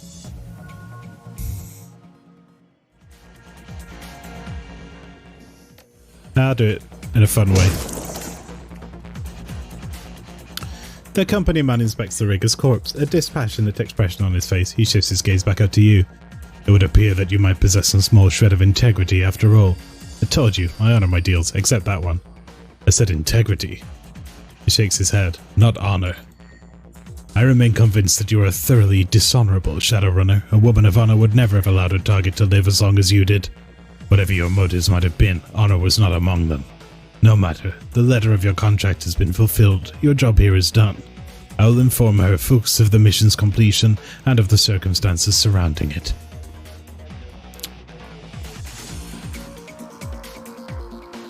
Why'd you take that thing from off the table? I wanted to.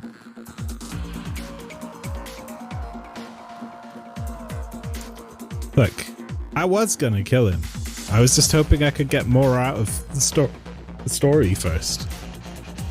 My team's gonna hate me for this, but at the end of the day, it went south. I think I made the right decision the second time. It would have been nice to get paid. Sport!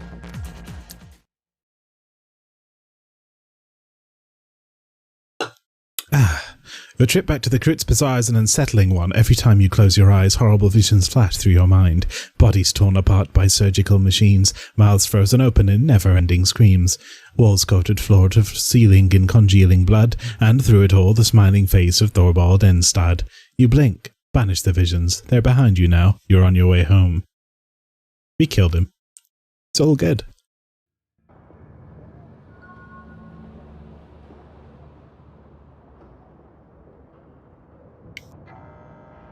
Paul Ansel is on my screen.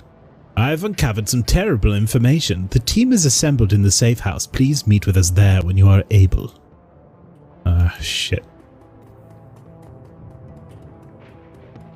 This again. There he is. Avengers, assemble. Dog. Pet.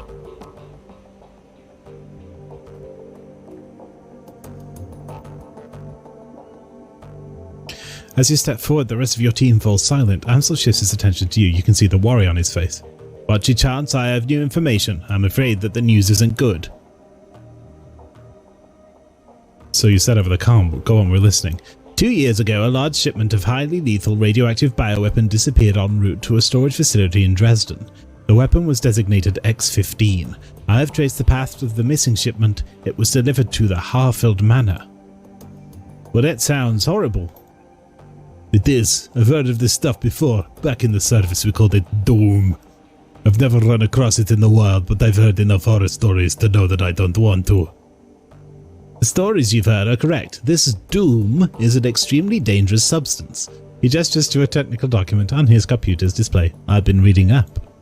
To this day, the story of Doom remains a cautionary tale in biotech circles. The story of Doom 2016.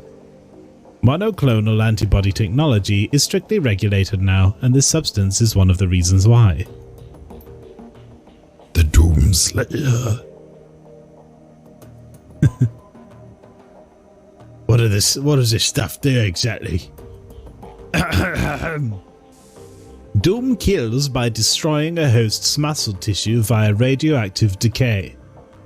Each individual Doom antibody is bound to a radioactive bismuth-212 isotope. When introduced into a host, these antibodies bind to surface-level muscle tissue. The tissue is then killed with alpha radiation. The process repeats itself until the host wastes away and dies. Jesus. I've heard that Doom was deployed in a couple of border skirmishes back in 41. After seeing what it did to people up close, the UCAS passed a unilateral ban on the stuff. If that doesn't tell you about it, there's nothing will. Okay, so we all hesitate to ask, but what would a dragon want with this trick? Nothing good. That much goes without saying. This development worries me, Bocchi-chan. It worries me greatly. If the dragon is stockpiling bioweapons, we've got an even bigger problem than we thought in our hands.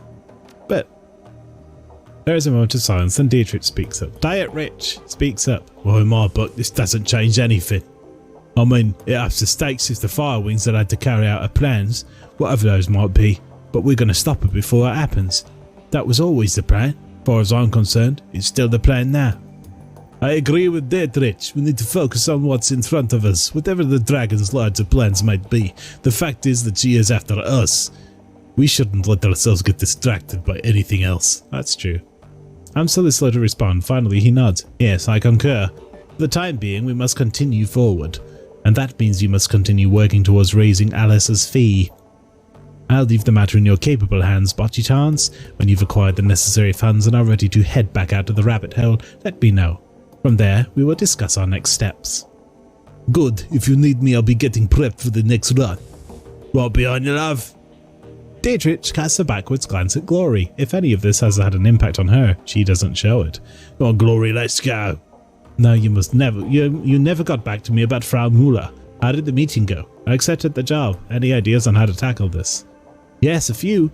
Frau Müller has provided us detailed information on the facility. I've vetted the information and it seems to hold up. Based on this intel, I've formulated what I believe will be an effective strategy to bring down the building. According to Müller's intel, the facility is extraordinarily well guarded. Whatever this bloodline project is, the Azes have spared no expense in defending it. The facility is patrolled by Az Technologies' internal security personnel. On their own, they would pose a challenge, but I don't doubt that you could brute force your way through them. Unfortunately, they will not be on their own, as Technology has purchased one of Knight Errant's more expensive security contracts as an additional line of defense. That's not good. No, it is not. Knight Errant is too dangerous to take on directly, but if we were to compromise their comlinks, we could at least partially mitigate the danger. I've put some strings with an old contact of mine, and he's provided me with an address of a small software developer, OTK International. They write the firmware updates for Knight Errant's comm systems, and their defenses should be considerably weaker than Az Technologies. My contact has informed me that OTK stores an off-site hard copy of every firmware update it develops for data security purposes. My suggestion is this. You hit the offices of OTK International and reduce their computers to slag. In the interim, I will have the hard copy of their next update replaced with a compromised version. When OTK's next update goes live, our compromised version will be pushed out to Knight Errant.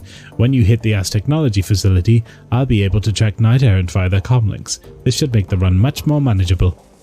He fishes his pocket for something. A moment later, he produces a corporate ID with your face on it. It's me. This will get you through the front door of the office park that contains OTK International. My contract was only able to provide me with one card, so you'll need to let the rest of your team in through a side door. Alright, sounds cool. Very good. OTK's offices aren't far from here. You should take the U-Bahn there when you're ready. I see.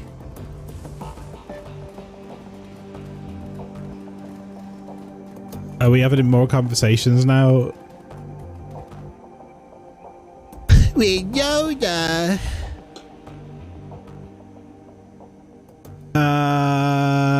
Any updates on Alexander?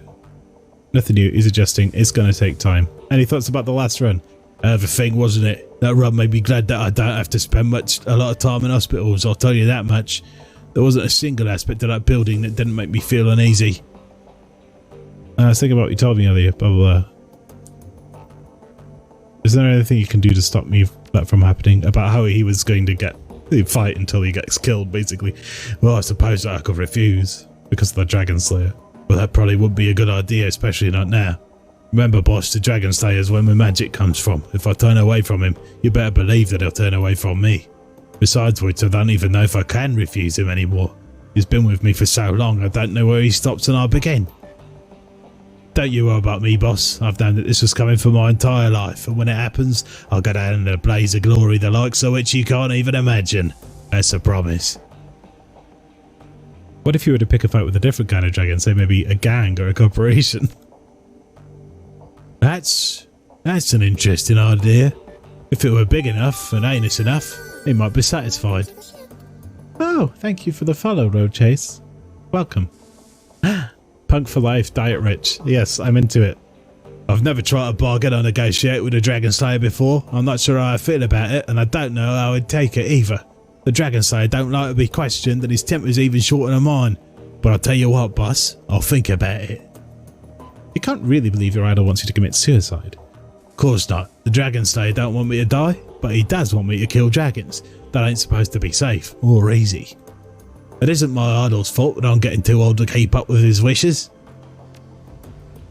I'll think about it. Do what as it happens, isn't it? See, we just did a whole round of this, and now I have to do it again. I'm like, oh, I don't know if I can handle another 30 minutes of text, honestly. What's your chance this isn't the best of times? Something has her worried in a big way. Any thoughts about the last run? It was a nice change of pace, a simple job with a straightforward objective. I'm not happy with the hit that our reputation took. You shouldn't be either. We need our clients, and we can't afford to get blacklisted. But at least you did the right thing in the end. That's awfully fucking, what do you call it? Magnanimous, considering its anger. It was the worst of times. Don't, I'm hungry. Talk to me, Ager. If something's put you on edge, I want you to know what it is. There's a long pause. Finally, she turns her PDA so that you can look at the screen.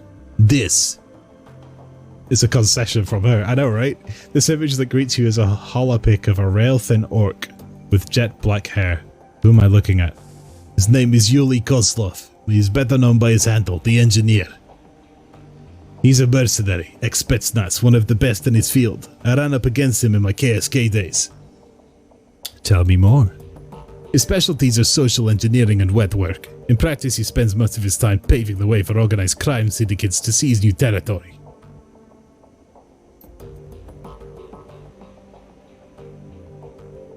He sets up bribes, takes out key members of the opposition, and forges alliances with existing street gangs, all of the groundwork that a syndicate needs. He's extremely bad news, Pochi-chance, and my contact spotted him in Shatton Nest.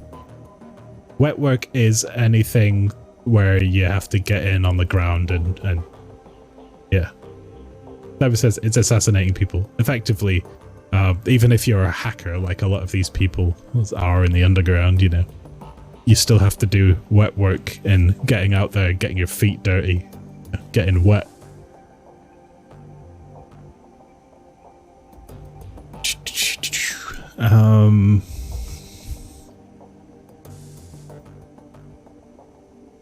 That's a little too close to the Cruz Bazaar for comfort. Exactly. I've seen what the Engineer could do up close. My KSK unit tracked him a few years ago. I had him in the sights of my rifle, but I was ordered to hold fire. We couldn't afford to give away our position. To this day, I regret obeying that order. I saw what happened to the town that he was softening up after the syndicate moved in. Pochi-chance, I have to stop him before it's too late. What happened to that town? It can't be allowed to happen again in Shatton Nest. Agreed. The safest bet would be a Russian syndicate, but there's no telling. His client list is longer than you'd expect. We have Satanist allies now. Got any examples? Well, I know for a fact that he's worked for mafia groups operating inside and outside of Russia, and he put in a lot of time with the Lobachevsky syndicate. He's taken contracts with the Triads as well. My contact's telling me that he's even done a few jobs for Tamanos. Tamanos? Tamanu? I don't know how to say that. That's a hell of a resume. Yeah, it is. He bites her lip and stares at the image on the PDA for a long moment. How do you bite your lip with big teeth? It hurt a lot. So long story short, I'm going to have to keep out for a mission or two. Oh, okay. I know how important it is that we resolve the Furishfinger situation, I get it, but I can't just sit back and let this happen. I won't. Good hunting.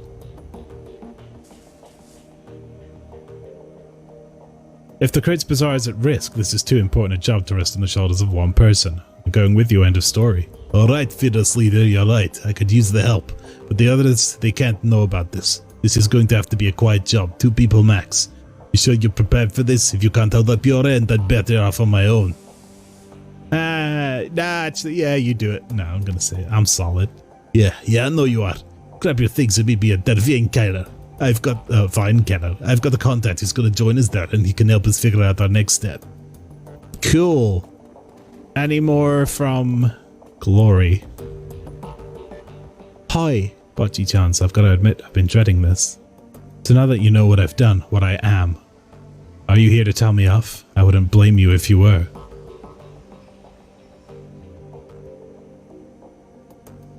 Any thoughts on the last run? Let's change the subject. There isn't much to say. You killed Thorvald. Despite his whining and begging and bargaining, you put him down like a rabid dog. It was a good choice, and it was the right one. Good.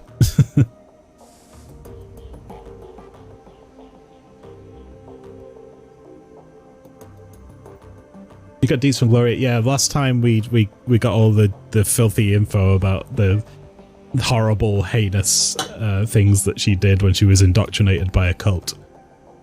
And I said, the way I see it generally is, if you do horrible shit, it can be irredeemable. It's not, no, how do I put it? It's, if you're still here and you've cast off yourself to the point that Glory has done in like completely cutting herself off from the source, which is probably nightmarishly difficult to do anyway. If you read Wheel of Time, you'll know what that feels like. To be severed from the one power, which is effectively what she's done. And then spending the rest of your time trying to atone for what you've done, like, yeah. You don't have to forgive someone to understand that it's better they spend their time doing that than simply taking the easy way out. I just want to see how you're doing. Not great, struggling, about how you'd expect. We left off in a bad place last time. I've been thinking about your story and I have a question for you. Yeah, what's that? Let's see.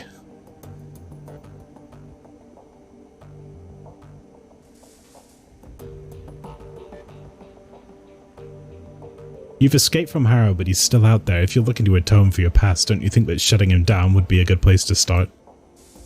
She holds her silence for a long time. Finally, she nods. Yes, I've been thinking about this for a long time, Bocce-chance, and every time that I've gotten close to making a decision, I've turned and run away again. No more running. I'm ready to face this thing, and I can't do it alone. I'm going to need your help. I'm glad we're on the same page. Alright, if we're going to do this, we need to be clear on what our goal is. There are a lot of innocent people in that place. Lost street kids who got sucked in by Marta and the other girls like her. Saving them won't be easy, but it feels like the right thing to do. But then there's also Harrow to consider. Loyalty mission! I want that man dead. Lord knows he deserves it. And if we don't make killing him our top priority, he might get away from us. If that happens, if he runs, he'll eventually start up another cult somewhere, and we can't find him. And all of this will have been for nothing. So anyone who wasn't here when we went through Glory's story, she had a rough upbringing and all this, and then ended up getting indoctrinated into a cult, but that cult was run by a guy by Harrow who was it was like a Satanist Jamestown sort of thing, or Jonestown sort of thing. And she was relishing the power that came with her position and actually enjoying doing all the things in the cult and all of this. And yeah, this cult effectively turned out to be a pedo ring for Harrow, more or less. So now she's like, don't want that anymore. We're likely to run into other complications, but at the time she was complicit, and that's what made it difficult.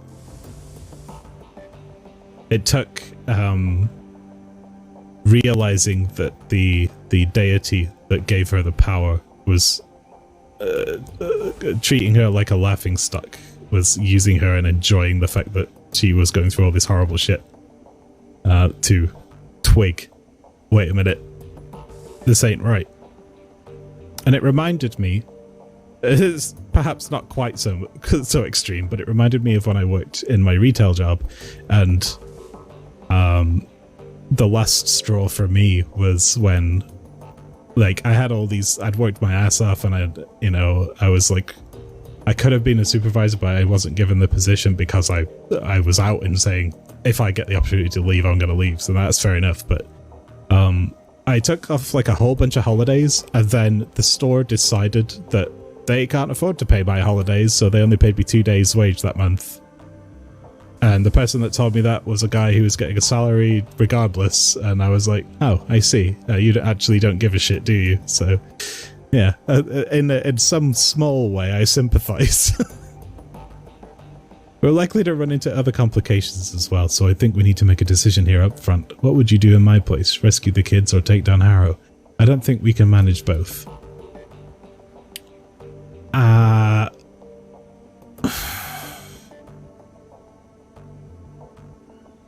What would I do in your place? Well, Glory, you were responsible for getting a lot of those kids interned in the first place.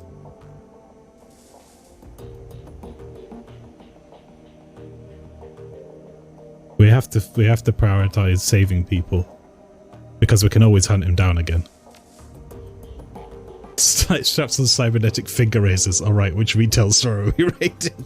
Yeah, she could do a loyalty mission for me when we go back to my old store and we just, like, carve up the displays. I don't know. I hate giving Harrow the chance to escape, but you're right, saving the kids is what's important.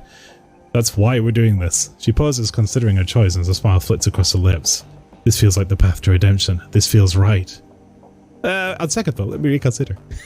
Glad to hear that we're in agreement. When you're ready to go, meet me at the fan. It's a long drive from here to Schönbuch. Right, I'll get my things. Oh, and thanks, Budgie Chance, for everything. So I now have a loyalty mission for Glory, for Iger. I think we already did Dietrich. And we've got Blitz as well. Who I suppose I'll talk to briefly.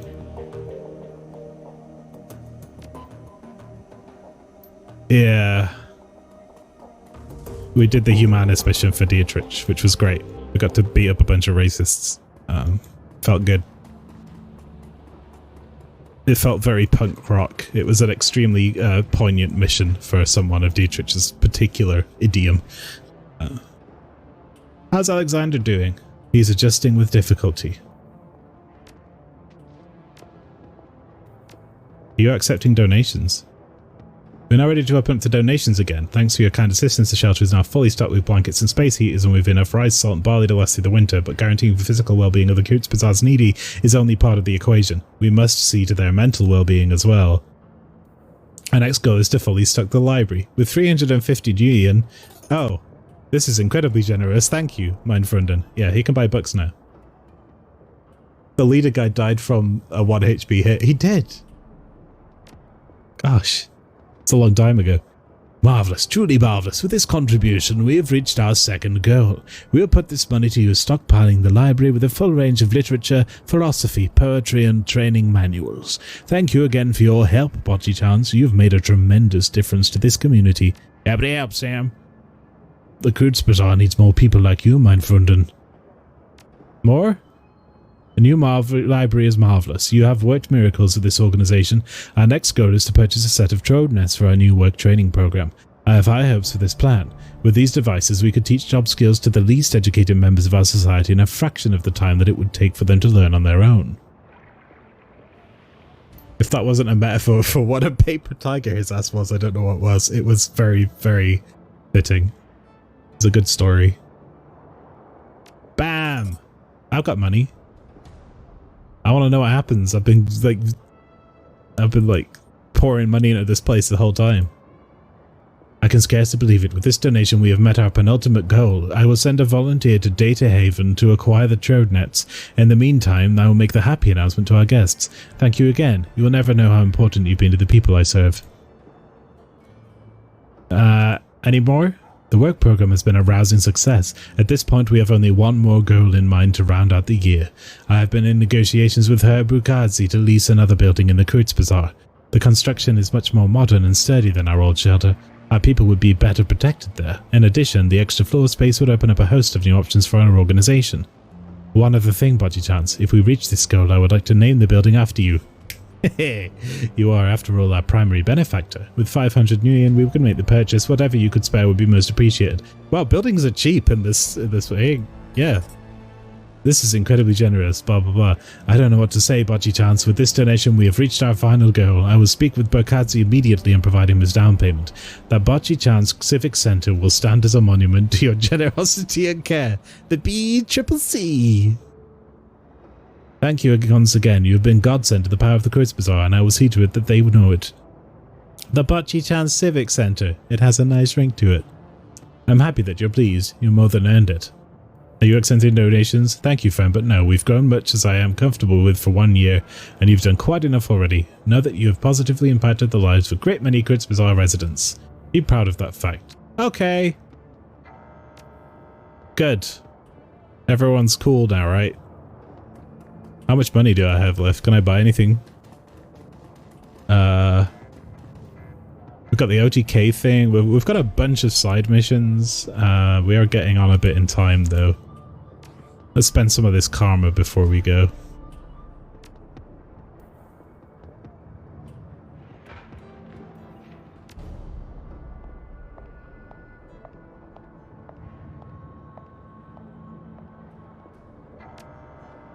Resistance to physical damage. I haven't put any points in this. Maybe I should.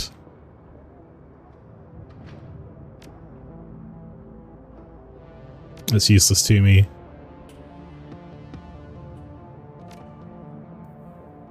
We're approaching the maximum for humans, elves, orcs, and trolls on willpower as well.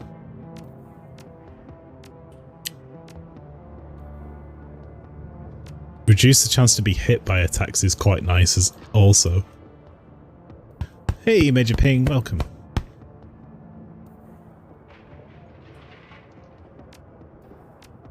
An extra 10 HP would go a long way, actually.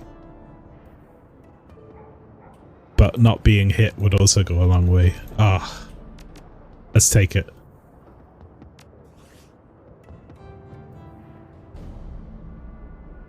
It's good for excess points, yeah. Like, I can put more into wisdom, but I'm getting really high up there, and I think it's going to be better serve us in body, because we are taking a lot of shots. Like, we survived by about 5 HP last time, and you know, I want it better this way. How goes my day? My day is okay. I'm hungry, but I'm enjoying this game, which I haven't played in a little while. Don't forget to tip the dancer. How much money do I have? 3,500. I still want to save up more so that we can get more stuff, but let's check the Magic Emporium and see if there's anything that we can afford.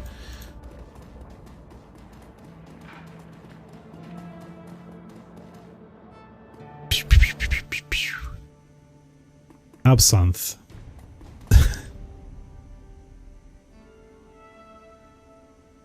Absinthe is kind of a bundle of antique paper money in the till. She doesn't bother looking up. Bocce-chance, when you speak with the men who are not men, the fleshy puppets imprisoned behind glass, you must remember that they dream. They may not be real people by your definition of the term, but they do have dreams. That alone makes them worth saving. The men who are not men, the fleshy puppets. Another prophecy, the last prediction that you made came true. How did you do that? You are confused. I didn't do anything. I merely related what I saw. What I shared with you, it was an observation, nothing more. Okay, I want to buy some magic. Maggie. Hey, what's up? It's your boy Algernon. Hello again. May I help you? Yes. I own Powerbolt 3. Do I have that equipped? Yes, I think I do.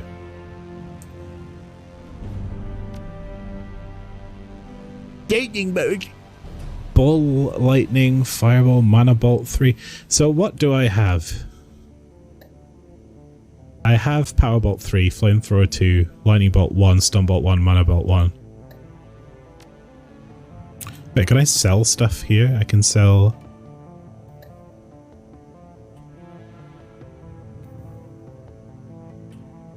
I don't think I can. How does one sell a spell? Stun Ball. 1 AP and ongoing 1 AP that lasts 2 rounds. That's cool. Magical Explosion that pierces 2 armor. Does ongoing 10 HP damage for 1 round. Pretty nice. I'm not smart enough to do these. But I could afford a point of intelligence to get a better lightning bolt. But really I don't need it because I only use it for the AP damage. Stun Bolt has an ongoing AP at level 2, which is nice. AoE AP damage sounds pretty nice. It do. I really want this Stun Ball, I think.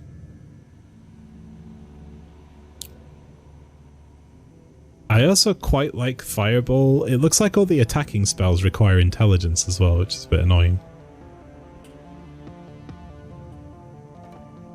Let's add Stun Ball. Target cannot move, blah blah blah. Heal Wound 2. Heal all the damage from the most recent attack. Shares a cooldown with other heal wound spells. I feel like that doesn't really change what we've already got.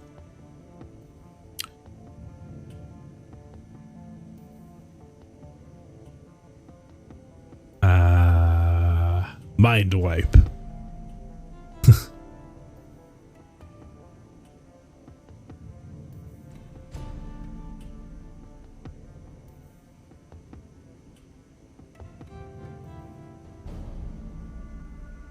Ball Lightning is another AP hit. I do rely quite a lot on AP hits. But look at the damage on Flamethrower 3.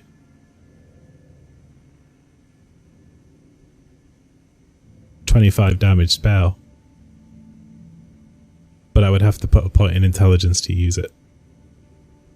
I think I can afford that. Let's just buy this. And replace Mana Bolt, because I don't really use it.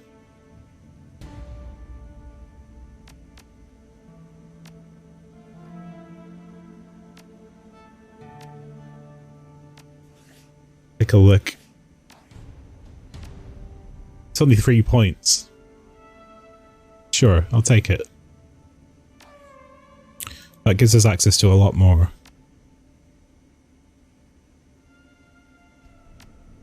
Also, what about outfits? I mean, look, we could get 6 armor, that's pretty great.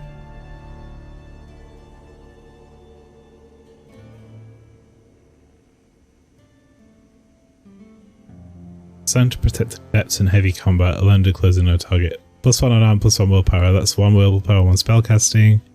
I think we already have that, so... I don't care about any of this stuff. Unless I want to give it to Diet Rich, but that just is going to turn into a bad thing when it turns on us. 2 Whittle robes come with glowy sunglasses. Yes, they do. We're swagging it out.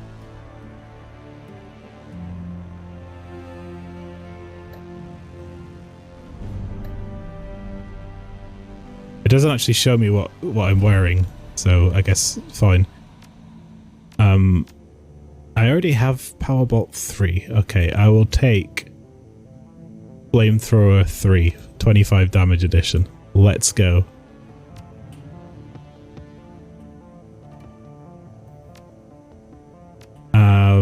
That can be level 1 because I just want it for the stun. That's looking pretty good. This is the Urban Mage Cloak that gives me 1 willpower and 1 move speed. Ah, that's why I'm using that. I've run out of money now, but willpower and spellcasting would be good. But I like the move speed, especially because we have the shotgun as well, so I think that's a good use of our cash. Anything that we get from the next missions I will spend on weapons. But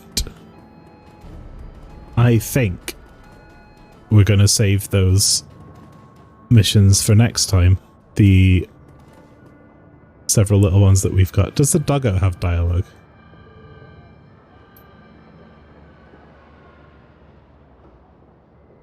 Not really. Play dead. Not quite what I meant, but okay, sit. Pet. Woof. Ah. I want to test many spells, but I'm also hungry.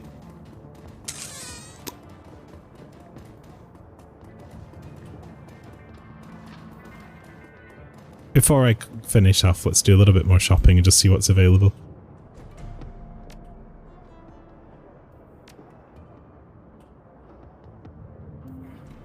I quite like handguns because, well, that's got really good amount of ammo in it, but yeah, they reload fast. I don't really use them though anymore. We should really just focus on spells.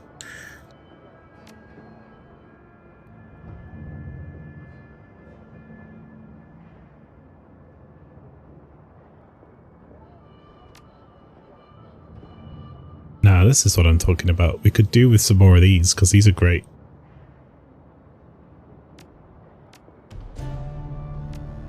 I'll buy them.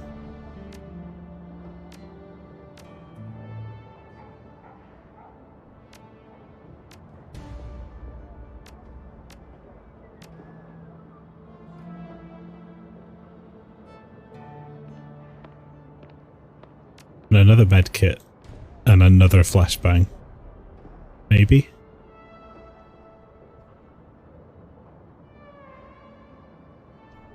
I'll take the jazz.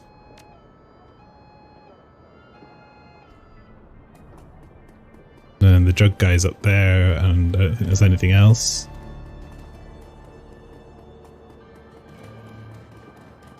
Is there?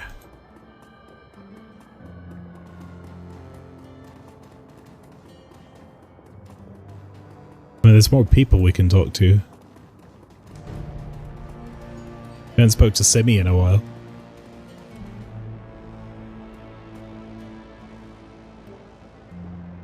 The sun will come out tomorrow. Bet your bottom dollar. That tomorrow there'll be sun. I guess she's got the Annie chip in. We could all use a little sun down here. It's not the literal sun, silly. It means tomorrow will be a better day. Monica used to say something like that. When I was tired, when I was sad, when I only wanted to sleep, she would tell me that. She told me I would forget, that the pain would go away. I've lived many lives, but I've been an orphan more times than anything. It was the first story I found when I needed to get away. Anybody ever try to get you off The Sims? But I need them. Monica understood that, and Zach says they're safe. I don't know what to do without them. Without them I dream, and I don't want to dream. I don't want to remember. They help me forget. They help me be strong and smart, and I never lose anyone. That makes it a good thing, right? Maybe someday you won't need them. Maybe. I don't want to get into it right now. I want to wrap up. But she can't run from her problems forever. Okay. Yep, that'll be enough for today. We did really well. We got a lot of stuff. We finally beat that mission that was annoying us, and we're a little bit more savvy for it. Next time we have a series of... Oh, actually, what is next time? My next stream is... It's 4:45. 2 hours from now and a bit. So we'll be playing Human Fall Flat with the Vikings of Twitch. I guess I'll see you then. But after that, we'll probably put up a schedule. I'll try to make sure I put up a schedule this time, because I know I've been a little bit late with that. I want to play some more Cult of the Lamb and some more HPS1 before we get to the end of this month. So, yeah. Until then, thank you for coming along, and have a great afternoon. And if I don't see you in 2 hours, have a great week.